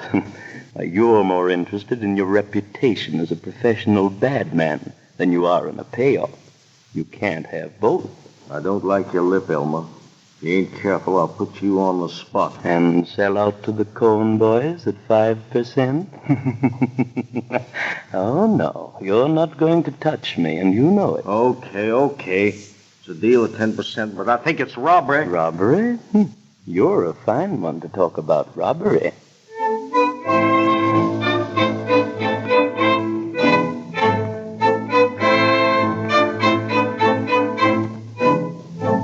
Three months pass, and then one August day in 1933, Elmer Wagoner arrives in Los Angeles, registers at a downtown hotel as E.J. Spaulding, meets 2 friends at a speakeasy on Hill Street. Now, you gentlemen know this town. You make the contacts. I have the bonds. How much did you bring with you? 50 grand. What's our cut? I'll give each of you 10%. Not enough. What do you think we are? Well, boys, I had to pay 25% for them. You're probably lying. But even if you did, you can afford more than 10%. Well, I don't really see how I can. I'm running an awful risk. Yeah, how about us? We ain't going to run into no federal beef for buttons. Well, boys, now we don't want to argue about the thing. Maybe we can make a deal. What do you think is fair? 25%. Split between you? No, a piece. Oh, come on, boys. I don't make anything that way. Not much you don't. Now, look here. I tell you what I'll do. I'll meet you halfway. Now, you know that your figure is a little too high. And you know that my figure is, well, maybe a trifle low. How about 15% fees? Well, that's fair enough. Okay. It's a deal, then. Now, where do we start? Well, I know a guy at a jeweler's store. I got contacts at several banks.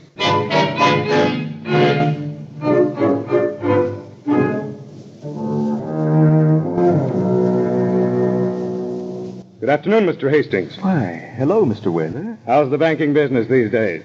Well, we're managing to stay open. I guess that's something, eh? It surely is, the way things are. Mr. Hastings, I want you to meet a good friend of mine, Mr. Frank Gerard. Well, how do you do, Mr. Gerard? I'm glad to know you.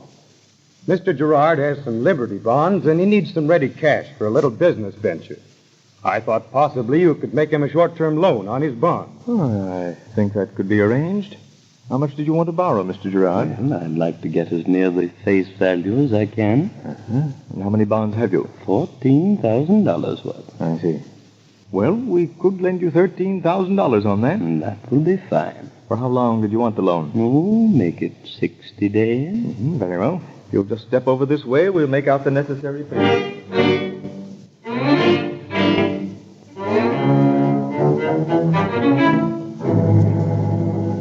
Thus forging the signatures of the owners of the bonds, Wagner unloads thousands of dollars worth of securities. But he does not reckon on the thoroughness with which Liberty bond transfers are checked. For within a few days, Chief of Police Steckel of the Los Angeles Police Department receives a message which causes him to summon Lieutenant Lefty James, head of the gangster detail, into his office. Lefty, some of those bonds stolen by Pretty Boy Floyd last spring are turning up here in town. Yeah? Yes. Downtown Bank made a loan last week to a man who posed as the owner of $14,000 worth of Liberty bonds. When the bank investigated the bond numbers, they found that the bonds he'd stolen from the Wyndham State Bank in Wyndham, Kansas, and that the rightful owner had never received them back. Now, I want you to go out and get the man that's unloading those bonds. Yes, sir. Any angles on it? Yes, the man that introduced to the bank was Mr. E.E. Whaler. Oh, you mean that criminal lawyer? That's the man. Now, I suggest that you shadow him until you get a line on his companions. Yes, sir. I'll get on it right away.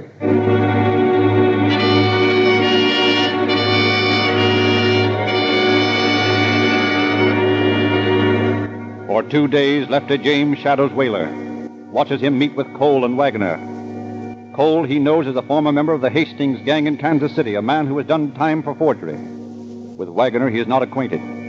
Focusing his attention on Wagner, the unknown quantity, he explains his mission to the manager of Wagner's hotel, obtains permission to tap the wires to the fence's room, sits patiently hour after hour with earphones clamped to his head until... Hello, Lefty. Oh, hello, Steve. Chief sent me up to relieve you so you could grab a bite of dinner. Swell. Heard anything? Nothing important in 2 days. Well, that's the way it goes. You never know. Quiet. There's a call now. Hello?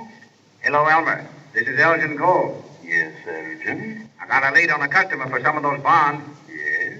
Who? Fellow owns a jewelry store over on Olive Street. Name's Nussbaum. Good. How much will he go for? Oh, $3 or $4 grand. Fine. I'll meet you down at the place in about 15 minutes. And bring those bonds with you. Don't worry. I will. Well, it sounds like business. What's that, Lefty? They're going to try to unload some stuff on old man Nussbaum, the jeweler.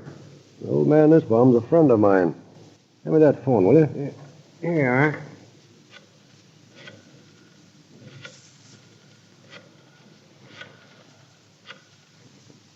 Hello? Let me talk to Mr. Nussbaum, please. Just a moment, please. What a break this is, Steve. Hello?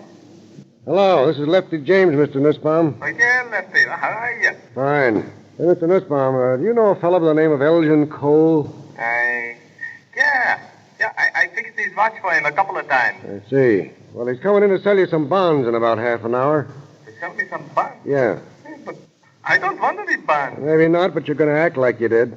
What are you talking about? Just this. I want you to do me a favor. Well, I'll be glad to do anything I can, Lefty. Okay, now when this guy brings these bonds in, stall him along and keep the bonds. Tell him you have to ask your wife about them or something. Well, what's it all about? Well, you got to look at the bonds, that's all. I'll be right in after he leaves. Don't slip up on this, will you? Well, I'll do my best, Lefty. Okay, and thanks. All right, Steve. Hold down the stake here. I got a little checking up to do.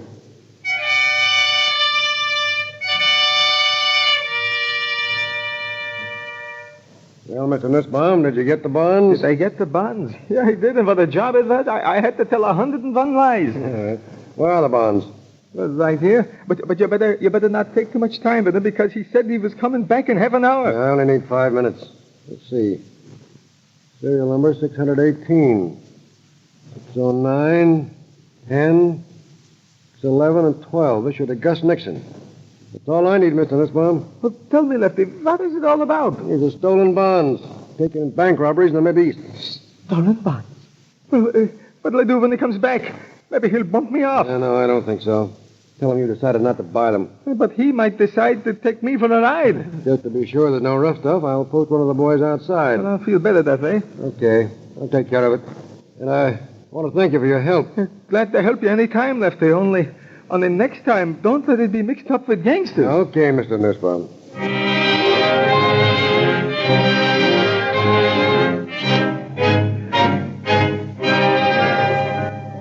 checks the serial numbers on the bonds with the Treasury Department in Washington.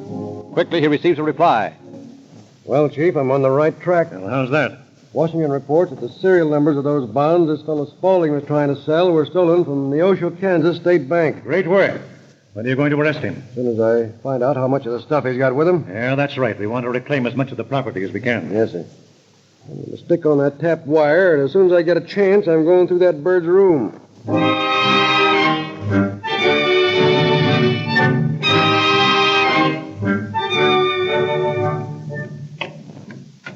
Gotta work fast, Steve. Tell Husson this guy'll be back. The desk will tip you off when he's coming up, won't they? Yeah, but that might be any minute. You go through his suitcase, and I'll go through the drawers in his dresser. Well, there's a nice, shiny automatic. Papers, letters addressed to Elmer S. Wagoner in Oklahoma City. Apparently, Spaulding isn't our boyfriend's name. Elmer S. Wagoner. Let's make a note of that. Find anything, Steve? Did I? Look here. Briefcase, huh? Lucky it's unlocked, and there are $3,000 bonds in it. Fine, we got all we need. When are you going to knock them over? I'm not. Hey, what are you taking that briefcase for? Why, we'll need that as evidence. Oh, no, we won't. Put it back where you found it. Well, what's the idea, Lefty? Simple. I'm going to give our Mr. Wagoner enough rope.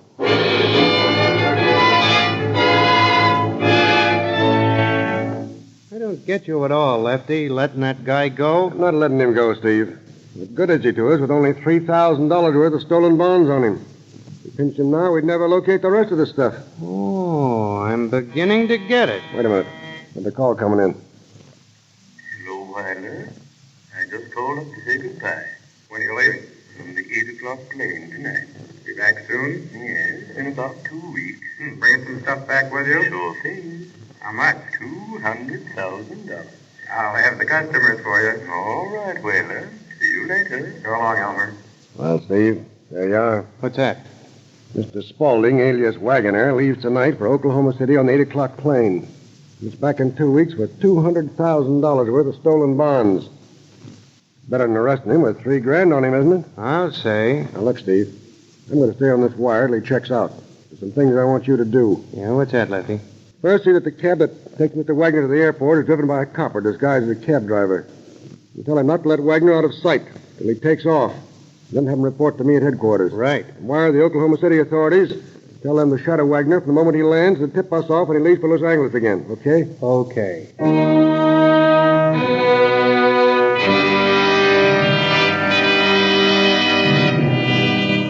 So quite without knowing it, Elmer Wagoner leaves Los Angeles with a police escort. Every move he makes is reported to Lefty James by the Oklahoma City authorities. Finally, on August 5th, James receives a long-distance call. Hey, Lefty, Oklahoma City calling you. Well, hope it's good news. Hello. Hello, Lieutenant James? Yeah. This is Moffett in Oklahoma City. Oh, yeah, Moffett. What do you got for me? Your man Wagner just left Oklahoma City by plane for Los Angeles. Great, great. He's carrying a black bag with red trim. Okay. When'd that plane get in here? Arrives at 4:35, I believe. Thanks a lot, Moffett. I want to congratulate you boys over there and the way you've helped us. Not at all. Glad to do it. Okay, old man. If I can return the favor sometime. Goodbye. Right. Come on, Steve. We got a date at the airport.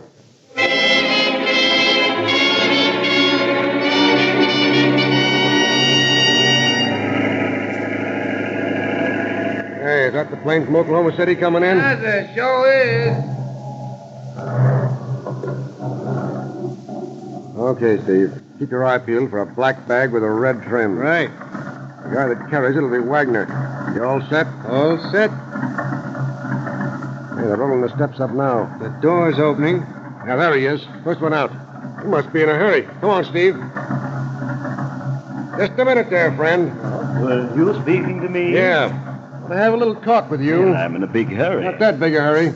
You're under arrest. What? Slap the bracelets on him, Steve. Say, what is all this about? Charges of receiving stolen property. I don't know anything about this. You come along quietly? Very well, but I'll clear myself. Why, this is ridiculous. I never heard of such a thing. All right, all right.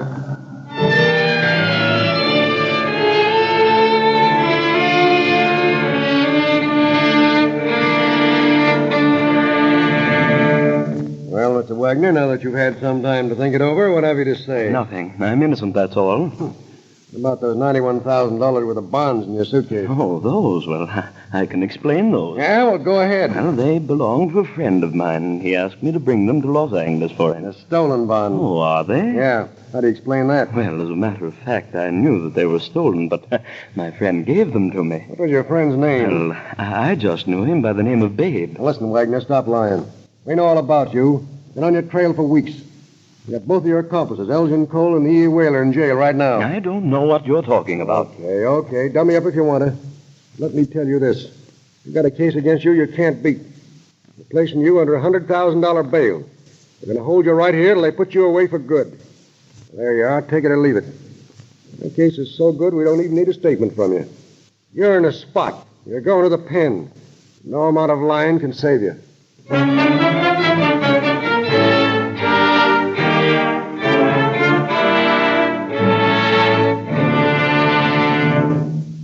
And Elmer Wagner did go to the penitentiary, along with his pals Elgin Cole and E.E. Whaler. All three of them are serving terms of from 22 to 32 years in McNeil's Island. Thus did Los Angeles help in the downfall of the Pretty Boy Floyd mob. The final chapter in the activities of this infamous gang of hoodlums was written only a few months ago when Pretty Boy Floyd himself died from a bullet inflicted by a dying officer who had fallen before one of his murderous bullets. Thank you, Captain Harrell. Ladies and gentlemen, truth is stranger than fiction. Every broadcast of Calling All Cars tells a true experience from the lives of the police who use Rio Grande cracked gasoline in their daily work. And Rio Grande's advertising is true, too, for we can prove any claims made for cracked gasoline.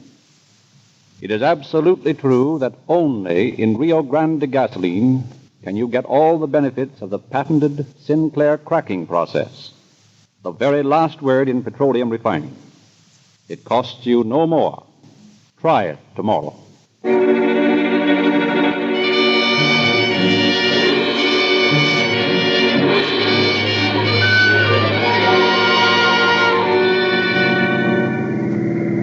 Los Angeles Police calling all cars. Attention all cars. The cancellation of broadcast number 81 regarding a hot bond mob operating in Los Angeles.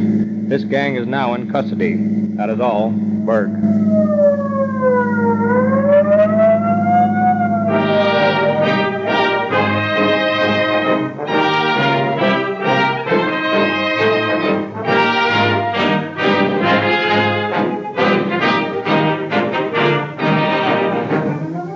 For a description of next week's broadcast, read the Calling All Cars news.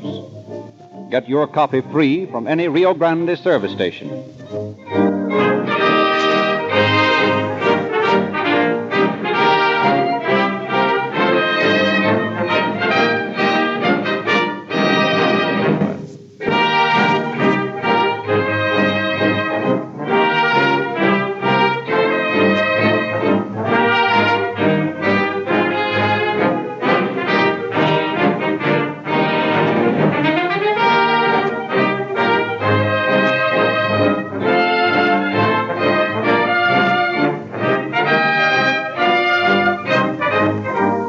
This is your narrator, Charles Frederick Lindsley, bidding you good night for the Rio Grande Oil Company.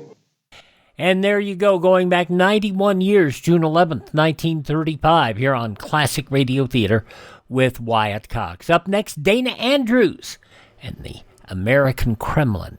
I Was a Communist for the FBI.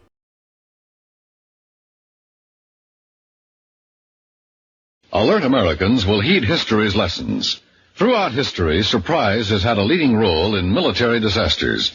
Today, an enemy capable of surprise air attack could leave chaos in his wake.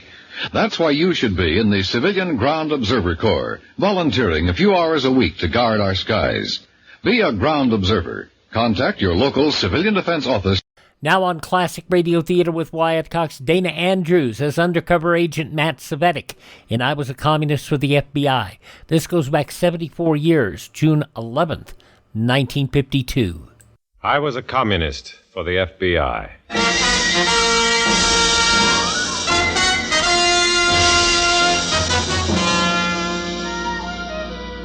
Starring Dana Andrews in an exciting tale of danger and espionage. I was a communist for the FBI.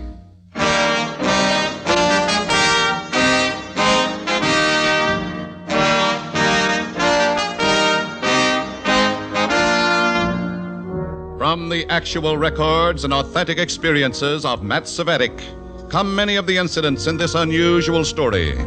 Here is our star, Dana Andrews, as Matt Cvetic, who for 9 fantastic years lived as a communist for the FBI. In all these fantastic years, fear was my worst enemy. The average man in the normal course of events comes face to face with fear only a few times in his life. But I faced the terror of fear almost constantly for 9 years as a communist for the FBI. In a moment, listen to Dana Andrews as Matt Cvetic, Undercover Man.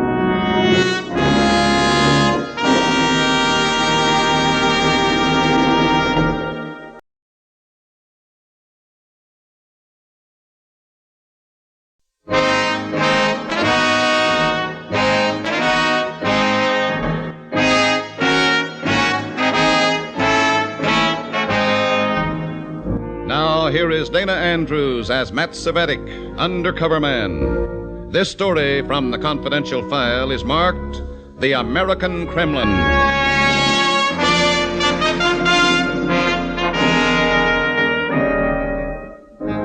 An early spring afternoon in a large Midwestern city. The sun has found its way through the haze that shrouds the downtown business section and is drying the remnants of a morning shower. I decide to walk from my rooming house to the meeting at party headquarters, an unobtrusive address on an undistinguished side street. Cab, mister? No thanks, cabby. I'll walk. I think you better ride, mister.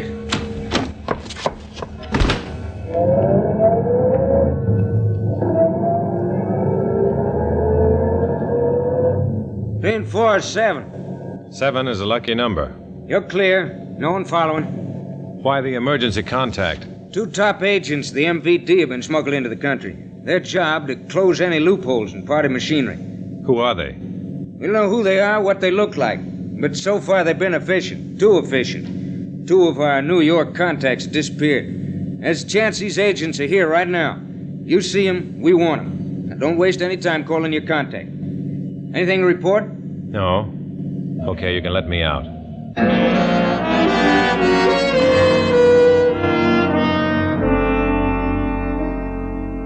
2 top agents of the MVD here to check on their own party members.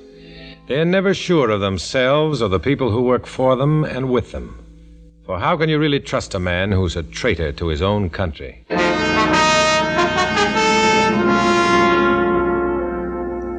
It's still rather early for my meeting, but there before me is the party headquarters. Outwardly, it resembles some of the other faded and forlorn buildings on the street, but there the resemblance ends. For this building is the nerve center of the entire communist network in this section of the country. This is the American Kremlin.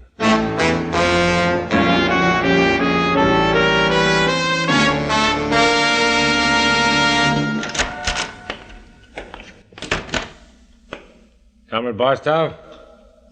Comrade Barstow! The door to Barstow's office is open. I walk in. Barstow? Not here. Beyond this office, the printing presses. I start to call Barstow's name, but the words choke in my throat. There, above me, dangling like a limp cord of an overhead light, hanging and swaying from a pipe which runs across the ceiling, the body of Comrade Barstow. I look around for the box or platform which he used to raise himself off the ground, but there is none.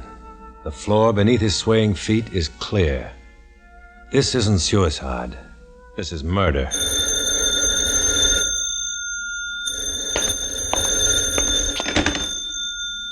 Hello? Yes? Is it done? Yes.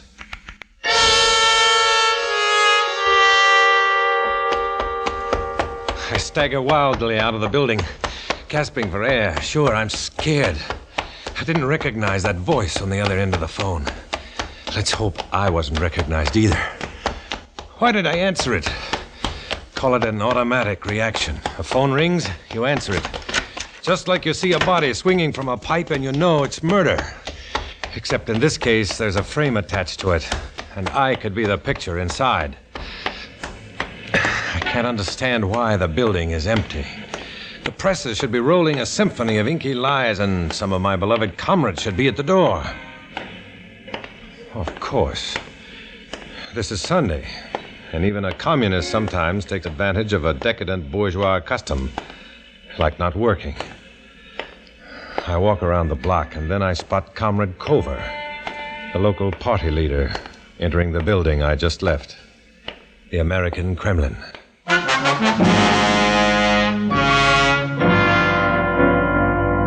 I wait about 2 minutes, and then I walk back in.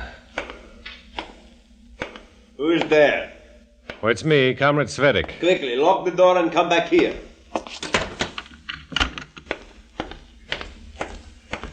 I had seen only Comrade Kova enter the building, yet... Comrade Cvetic, this is Colonel Polanski, who is here from Moscow. It is my privilege. Open the door to the press room, Comrade Kover, so that Comrade Cvetic may also see. Pasteur, who did...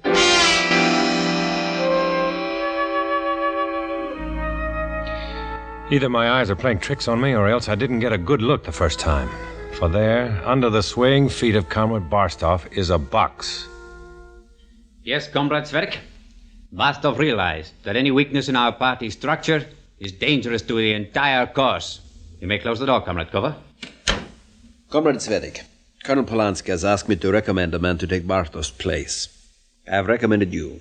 I'm here to serve. When the revolution comes, our strength will lie in the instrument of the workers, the trade unions. Your first assignment, Comrade Cvetic, is the Shipbuilders' Union in the Brooklyn Navy Yard. There's a train which leaves in exactly 40 minutes. You will be on it. Your contact is the waitress in the King Street Diner. Her name, Millicent Johnson. Comrade Kober here will give you specific instructions. About Barstov. You have seen nothing? You know nothing. Wait for me, Comrade Cvetic. I will accompany you to the station. Oh, don't bother, Comrade Kover. No bother, Comrade Cvetic. Who knows when I may see you next?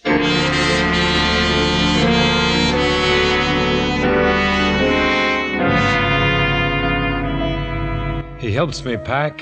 He helps me find a cab. He's too much of a help. He's right with me as we enter the railroad station. I buy a ticket, look at the clock. There's less than 10 minutes to train time. 10 minutes in which I should get to a phone and tell the FBI that one of the two MVD agents is right here.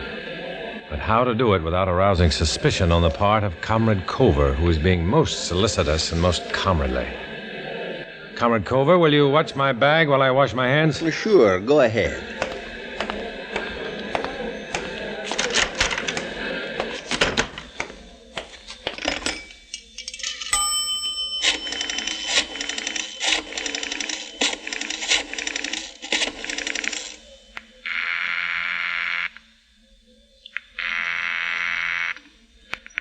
Hello? 3 and 4 are 7. Comrade Cvetic, whom are you calling? Oh, I was just checking the time with Meridian.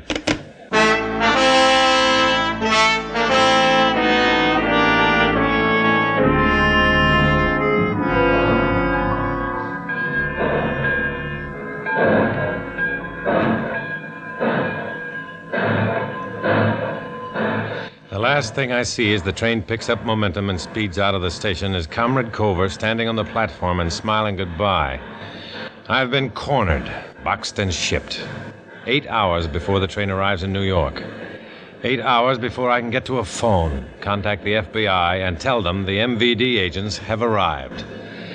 8 hours in which Colonel Polanski and the hatchet woman on the phone could be in Dallas, Chicago, Los Angeles. You pick the spot.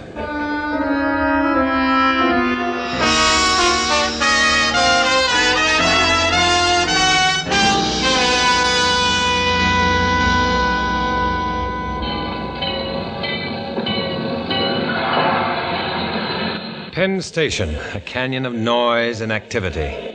I disregard the porter with the outstretched hand waiting to take my bag and head for a telephone booth. I call home to my FBI contact and reverse the charges. Hello? What are you doing in New York? I'm on my way to the Brooklyn Navy Yard, replacing a local comrade who was killed. Details? August Barstow, party courier. Murder made to look like suicide. The body was still hanging in the press room when I left 8 hours ago. Be careful how you check it. I don't think anybody knows except myself, Comrade Culver, and one of the 2 MVD agents you're looking for. Name? Colonel Polanski. I think his partner is a woman.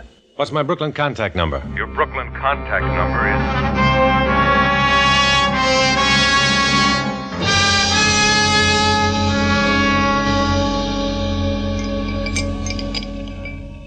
What'll it be, mister? Hello, Millicent. Hello yourself. Brooklyn isn't near Pittsburgh. Pittsburgh isn't near Brooklyn. We've been expecting you. The meeting starts in 30 minutes. I finish here in 10. I'll get you a cup of coffee while you're waiting for me. What about a place to sleep? We have a room for you. Hey, Millie, how about some cybers?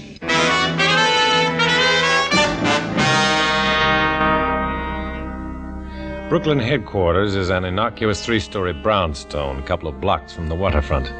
A converted rooming house which boards all the local agents. I'll be under constant surveillance here. Is this by design or accident? Ah, Comrade Millicent. Come in. And this is... Comrade Cvetic from out of town. How do you do? How do you do? Where is Comrade Aachen? She's due here any minute.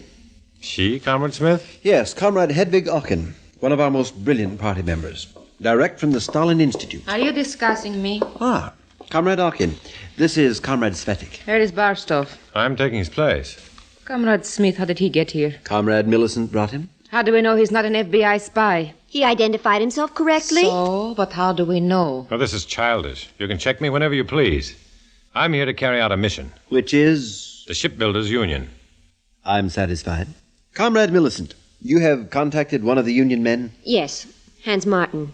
He's been a party member for 2 years, and he's anxious to do what he can. Comrade Cvetic, this is an important union. They are at work on some vital naval projects. So far, we have only been able to win over Martin. But one man in there is not enough. He will help you join the union. When do I meet Comrade Martin? He comes into the diner every day before his shift, around 3:15. You'll be at the diner tomorrow, and I'll introduce you.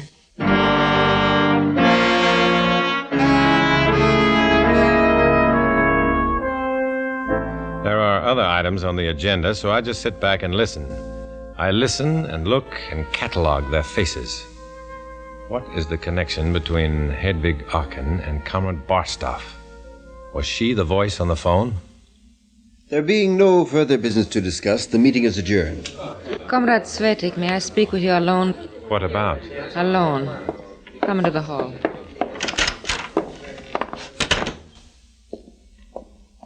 What's on your mind? Why did you kill Barstow? What did you say? Why did you kill Barstow?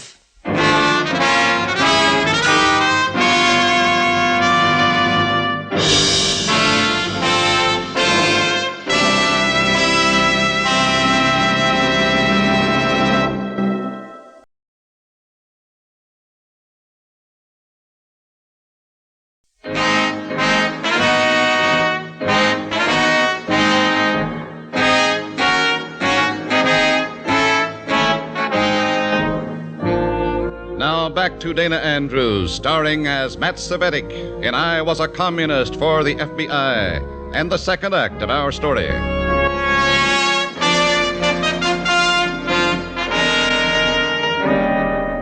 This was it. Fear again.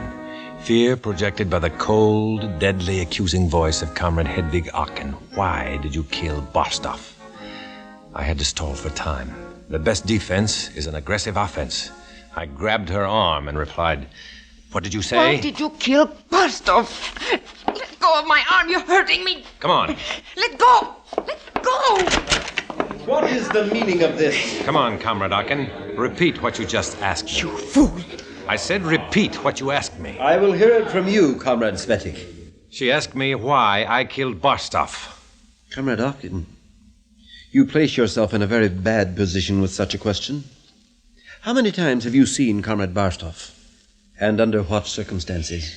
Was there a romantic attachment Comrade between you? Smith, you exceed yourself. Comrade Smith, perhaps Comrade Ocken's suspicions might be alleviated by a long-distance phone call. And you might ask Comrade Cover why Colonel Polanski recommended me. Colonel Polanski? Comrade Smith, I wish to withdraw my charge against Comrade Cvetic. Good night.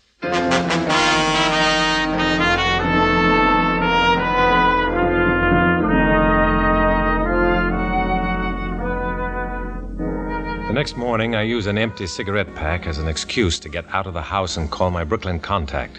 Hello? 3 and 4 are 7.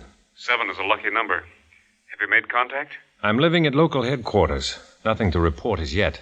Did you hear from out west? Party headquarters had a visit from the local building inspector, but everything was in order. Did they find Barstow's body? No. Was Barstow an FBI contact? No. Okay, if he were, you wouldn't tell me. Any other contact besides you? The shoeshine man outside the King Street subway station. Tell him you prefer a red polish. A deep red polish.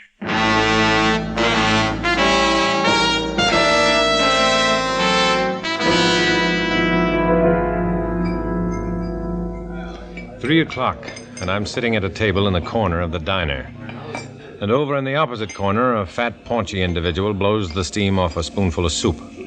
It's during my second cup of coffee that Hans Martin comes over to the table. Sit down. You're Millie's friend? And your friend, Hans Martin. First, we gotta get you into the union. There's a meeting of our shift tonight at 11:30. The business agent for the union will be there. You meet me at 11:30, and I'll introduce you as my cousin. Where is the meeting? In the warehouse off Pier 9. Don't worry, nobody will stop you. Just walk past Pier 10 and across the cutover, which you can't miss. Meet me at the entrance to the warehouse.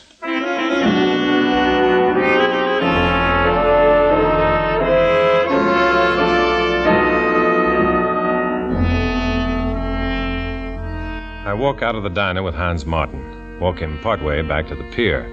As we pass the King Street subway station, I say goodbye to him. Shine, mister? I start to say yes, but as I look up, I see Colonel Polanski coming out of the subway. He looks straight at me, through me, and around me, and walks on. Shine, mister?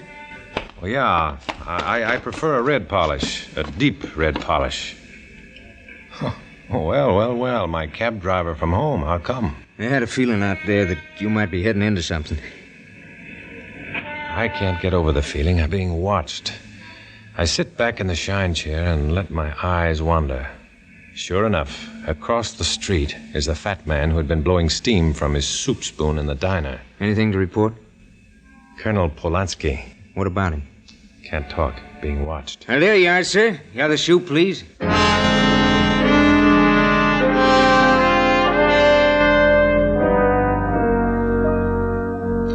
As I walk away from the shoeshine stand, I notice that the fat man has disappeared from the doorway. Rather than walk the 4 blocks back to the party headquarters, I take the trolley. Was the fat man really watching me? Did I do anything to give myself away? Oh, nuts. I'm falling for the old commie trick that the guilty man will always worry. The innocent man will only be confused. As I start up the stairs to the 3-story brownstone, I turn around and freeze. There, across the street, is the fat man. I shut the door behind me and run up the stairs into the meeting room. Ah, Comrade Cvetic. Colonel Polanski. What is it, Comrade Cvetic? You look perturbed. I think I've been followed. He's right across the street. Who? The man who's been following me. Look. Polanski and Smith cautiously move across the room, and through a parting, and the drapes get a good look at the fat man standing on the other side of the street. Comrade Smith, will you leave us alone? Yes, Colonel. Well, this is no laughing matter. Easy, Comrade Cvetic, easy.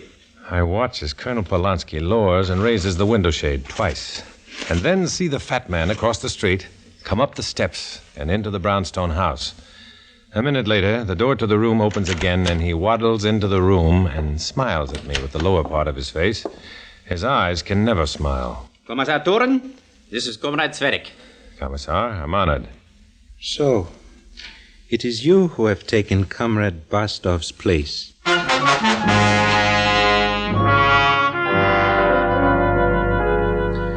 This is the other member of the two-man team from the MVD.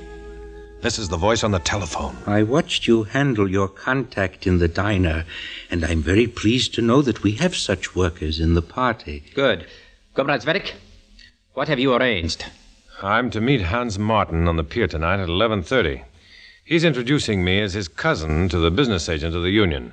I should have no trouble. My dear comrade, but the test of a good agent is to always be prepared for trouble. Colonel Polanski will accompany you. In the meantime, I suggest you get some sleep. You look tired.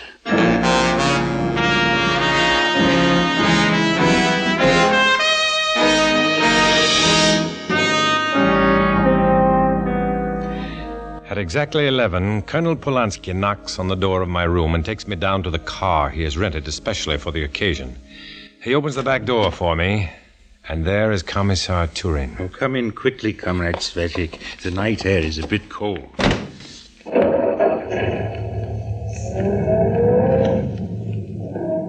Comrade Cvetic, you wonder why a commissar and a colonel should accompany you on such a routine matter. My duty is not to wonder, just to obey. Very convincing, Comrade Cvetic. You should not have run out of the building where you found Bastov's body after you spoke to me on the phone. Oh, yes, do not look startled. It was you. And you should not have entered the building a second time and acted as if it were the first time you had seen the body of Comrade Bastov. And finally, you should not have called the FBI.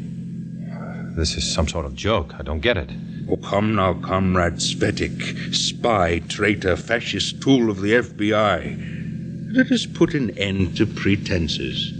If as you say, I am an agent for the FBI, why do you accompany me to my meeting with Hans Martin? Why don't you just kill me now?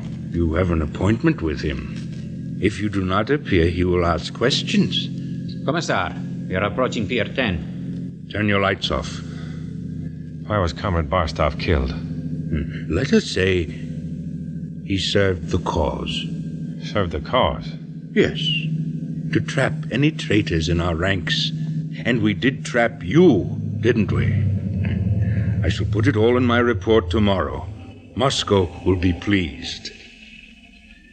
Bear in mind that Colonel Polanski and I are both armed. Now we shall get out and keep our date with Hans Martin.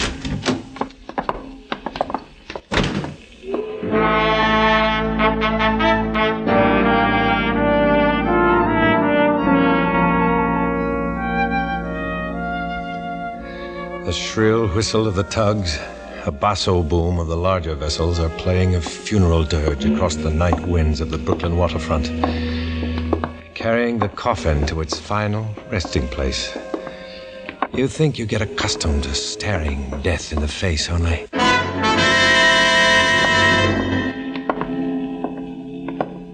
Where's that light coming from? Drop your guns! An FBI trap.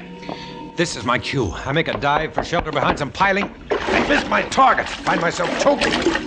The water drags me down, choking, gasping, fighting my way up. I break for air. I hear the barking of guns punctuating the stillness of the night.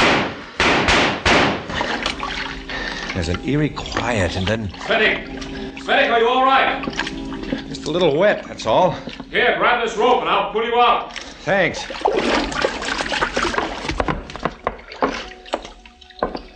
Where are Turin and Polanski? We've got them. Are they dead? I don't know. The boys will find out. How did you manage to get here? We've had a stakeout on local headquarters ever since you arrived. The shoeshine man reported your contact, and when you got in the car tonight, we just followed. Did anybody else know of their suspicion? I don't think so. But I'm supposed to meet a party member on Pier 9 at 11:30. What time is it? Well, that's the 11:30 break now. What do I do? Tell him you slipped and fell overboard to explain your wet suit. We'll take care of Polanski and Turin. Well, what are you waiting for?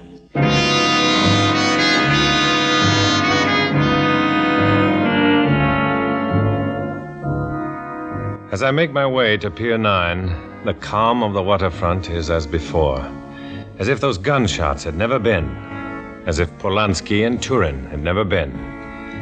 But there will always be more Polanskis and more Turins. For this fight I'm in is a lonely fight. An undercover man who must forsake his friends and family for the false friendship of the comrades in the party. I must continue this fight alone, as I walk alone.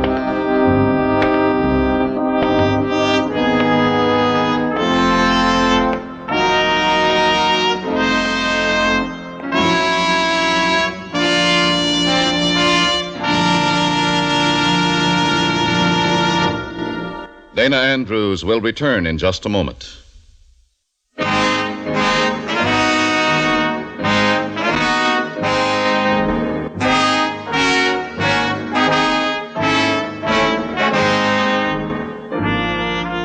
This is Dana Andrews with a word about the story you've just heard. In this episode, as in all others, names, dates, and places are fictitious to protect innocent people.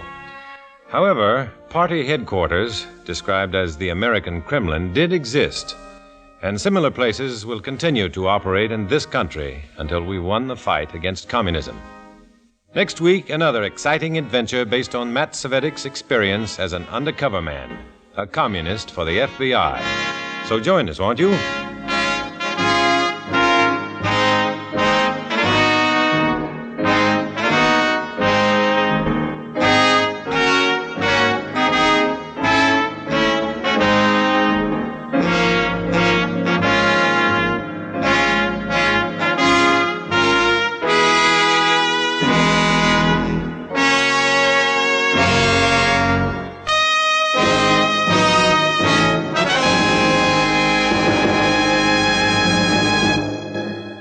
Dana Andrews, and I was a communist for the FBI on this Thursday Classic Radio Theater with Wyatt Cox. And even though it's Thursday here, it was Friday on this date 78 years ago, June 11th, 1948. And that means the final episode of the week for Claudia.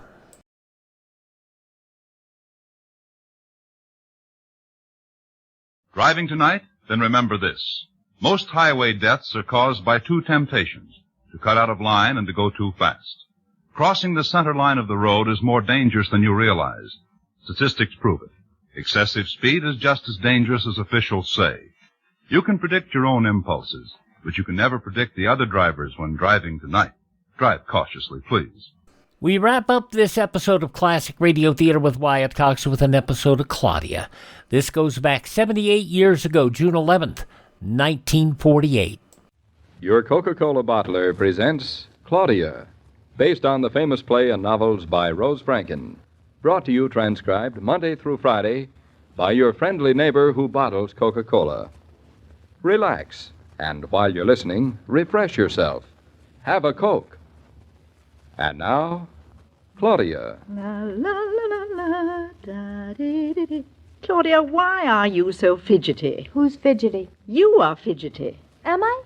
I hadn't noticed me. You've been walking up and down this room like a lion in a cage. Have I? Look, you were on the verge of biting your fingernails. I never bite my fingernails. Exactly. So far, you haven't gotten beyond the verge. What are you expecting out of that window? I'm not expecting anybody out of this window, especially. Then you are expecting somebody. I didn't say that. All right, have it your way. If you want to be secretive, I'm not curious. Mama, what time is it? Just 5 minutes later than it was 5 minutes ago. Now, that's a nice to-the-point answer. What time is it now? 25 minutes of 7, and all is well. Oh, that's what you think. It'll be time for dinner pretty soon. Why don't you go up and wash? Oh, we're not having dinner until later. Since when? And how much later? Oh, I thought we'd eat around 7:45 tonight for a change. That's interesting. Why the change? Mama, you're prying. I'm not prying. I'm bursting. I know there's a secret around here someplace, and if I don't find it out soon... As a matter of fact, I wouldn't mind having somebody to talk to. Here I am. You're a fine one. You're always telling me I'm nosy. Look at you. Your nose is as long as the handle of a broom. I don't see why I have to be insulted in the bargain. But if you want to carry around your secret, grow old before your day, get wrinkles around your eyes, pace up and down this room until I'm dizzy, so be it. I was only offering you a little solace and my motherly bosom in which to confide. Well, all right. Maybe it would help to confide in someone. Anyone. But you don't have to if you don't want to. I want to. Well? Where is David? Are you changing the subject? It's a part of the subject. Where is David? He's out walking with young Jeffrey. Oh, good heavens, those two. No grass is going to grow around here if they keep walking so much. It's nice to see them together. David's been like a father to that boy. He's loved it. Still, a boy's real father is better. That's what I thought when I... You told me you were going to tell me. Remember?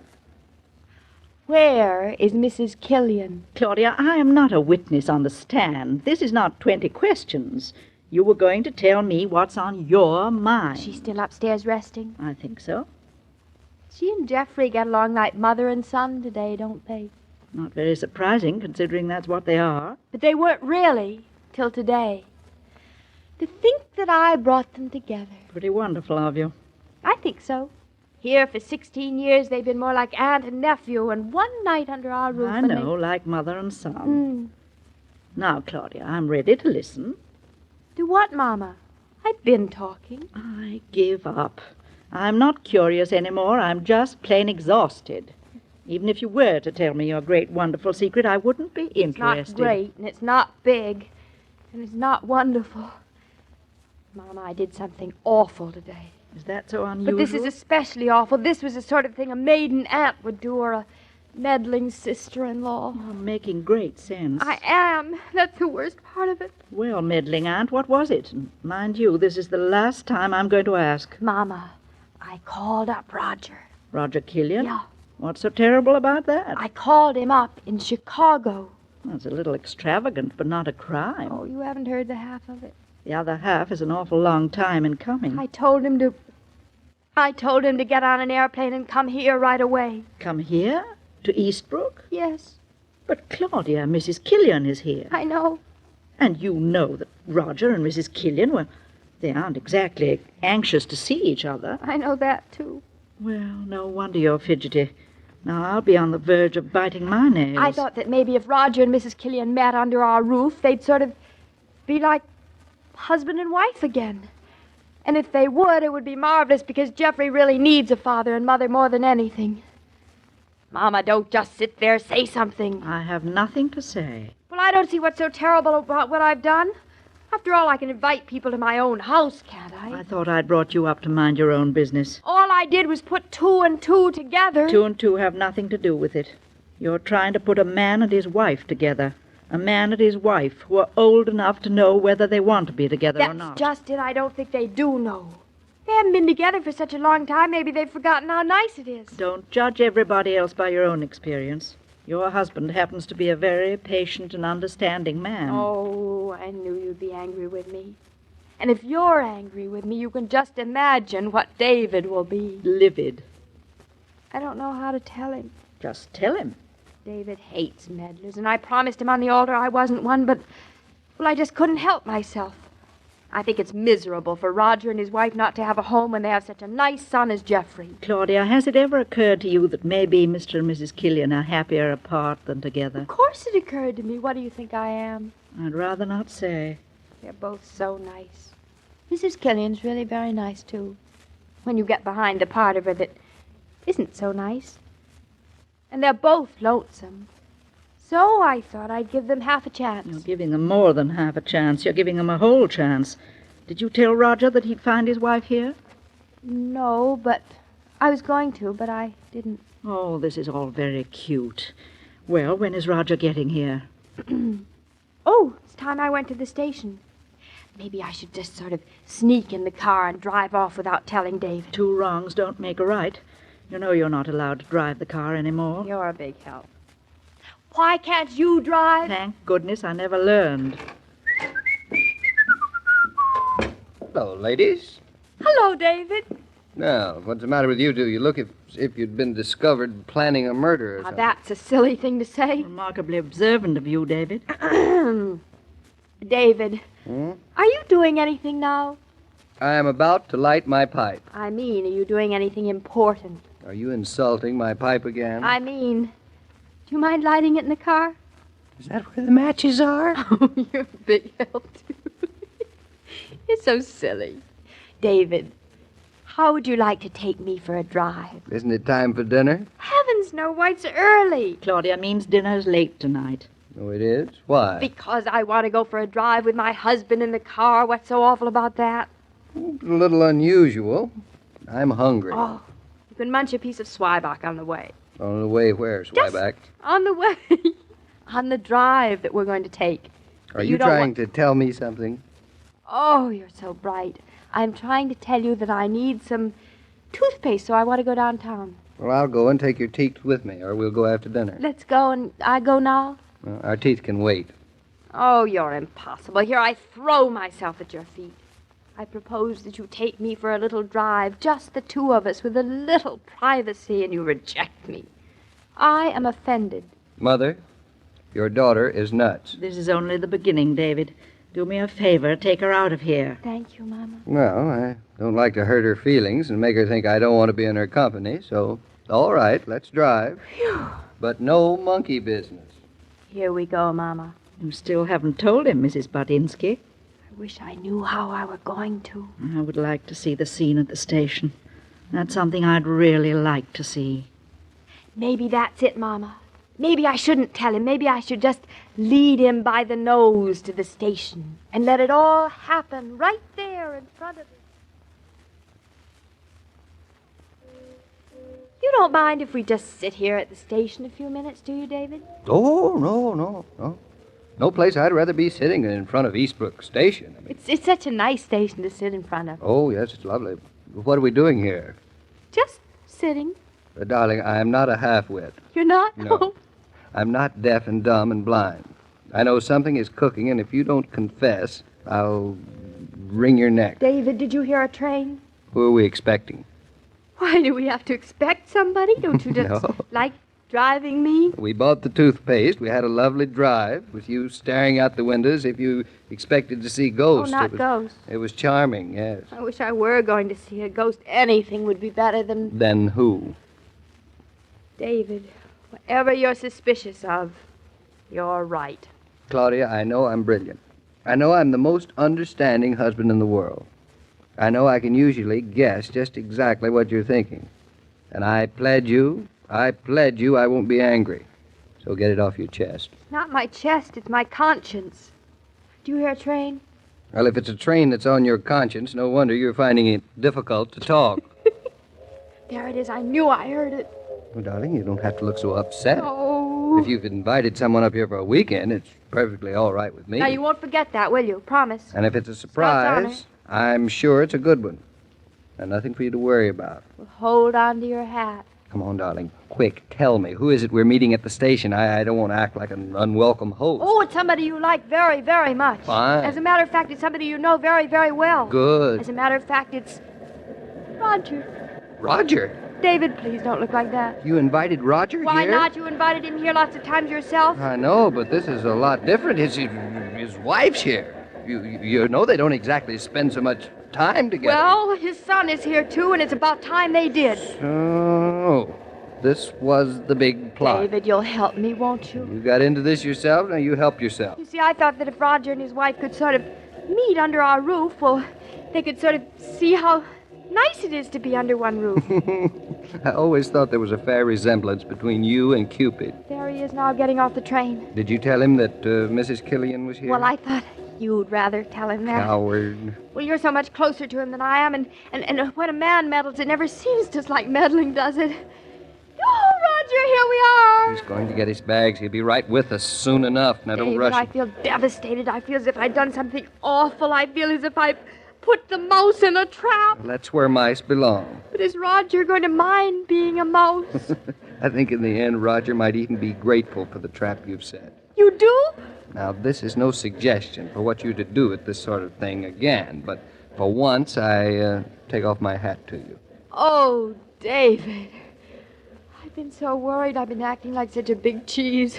Well, every trap must have its cheese, and I've always been very fond of cheese. Even still? Especially still. And, darling, if you work as hard on our marriage as you have on Roger's, Life is going to be very, very sweet.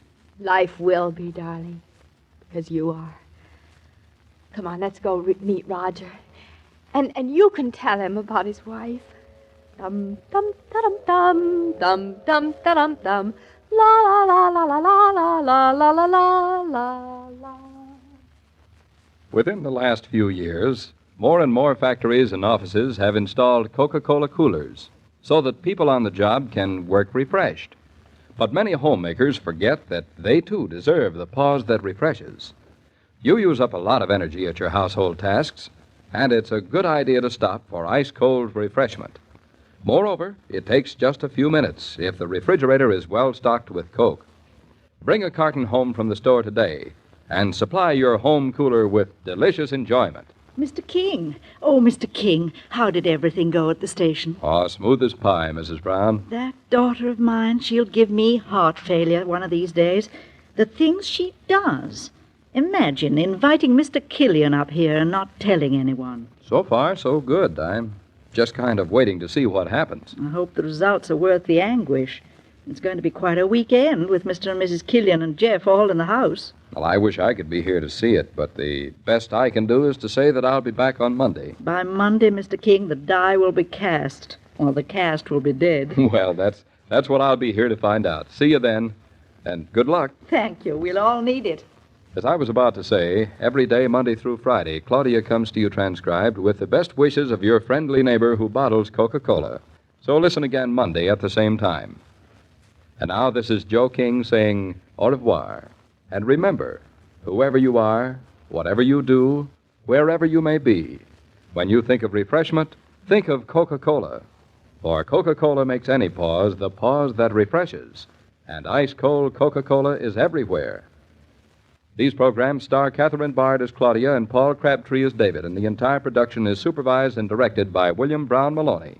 And that's from 78 years ago, June 11th, 1948, Claudia, here on Classic Radio Theater with Wyatt Cox. We'll wrap up the week tomorrow with our usual westerns, John Daner in Have Gun Will Travel, also William Conrad in Gunsmoke, Reed Hadley in Frontier Town, an episode of The Crime Club, which is not strictly western, but it'll do.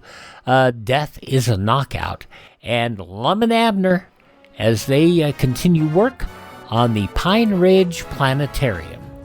That's all coming up tomorrow. Thank you so much for being with us here for this episode of Classic Radio Theater. I'm Wyatt Cox.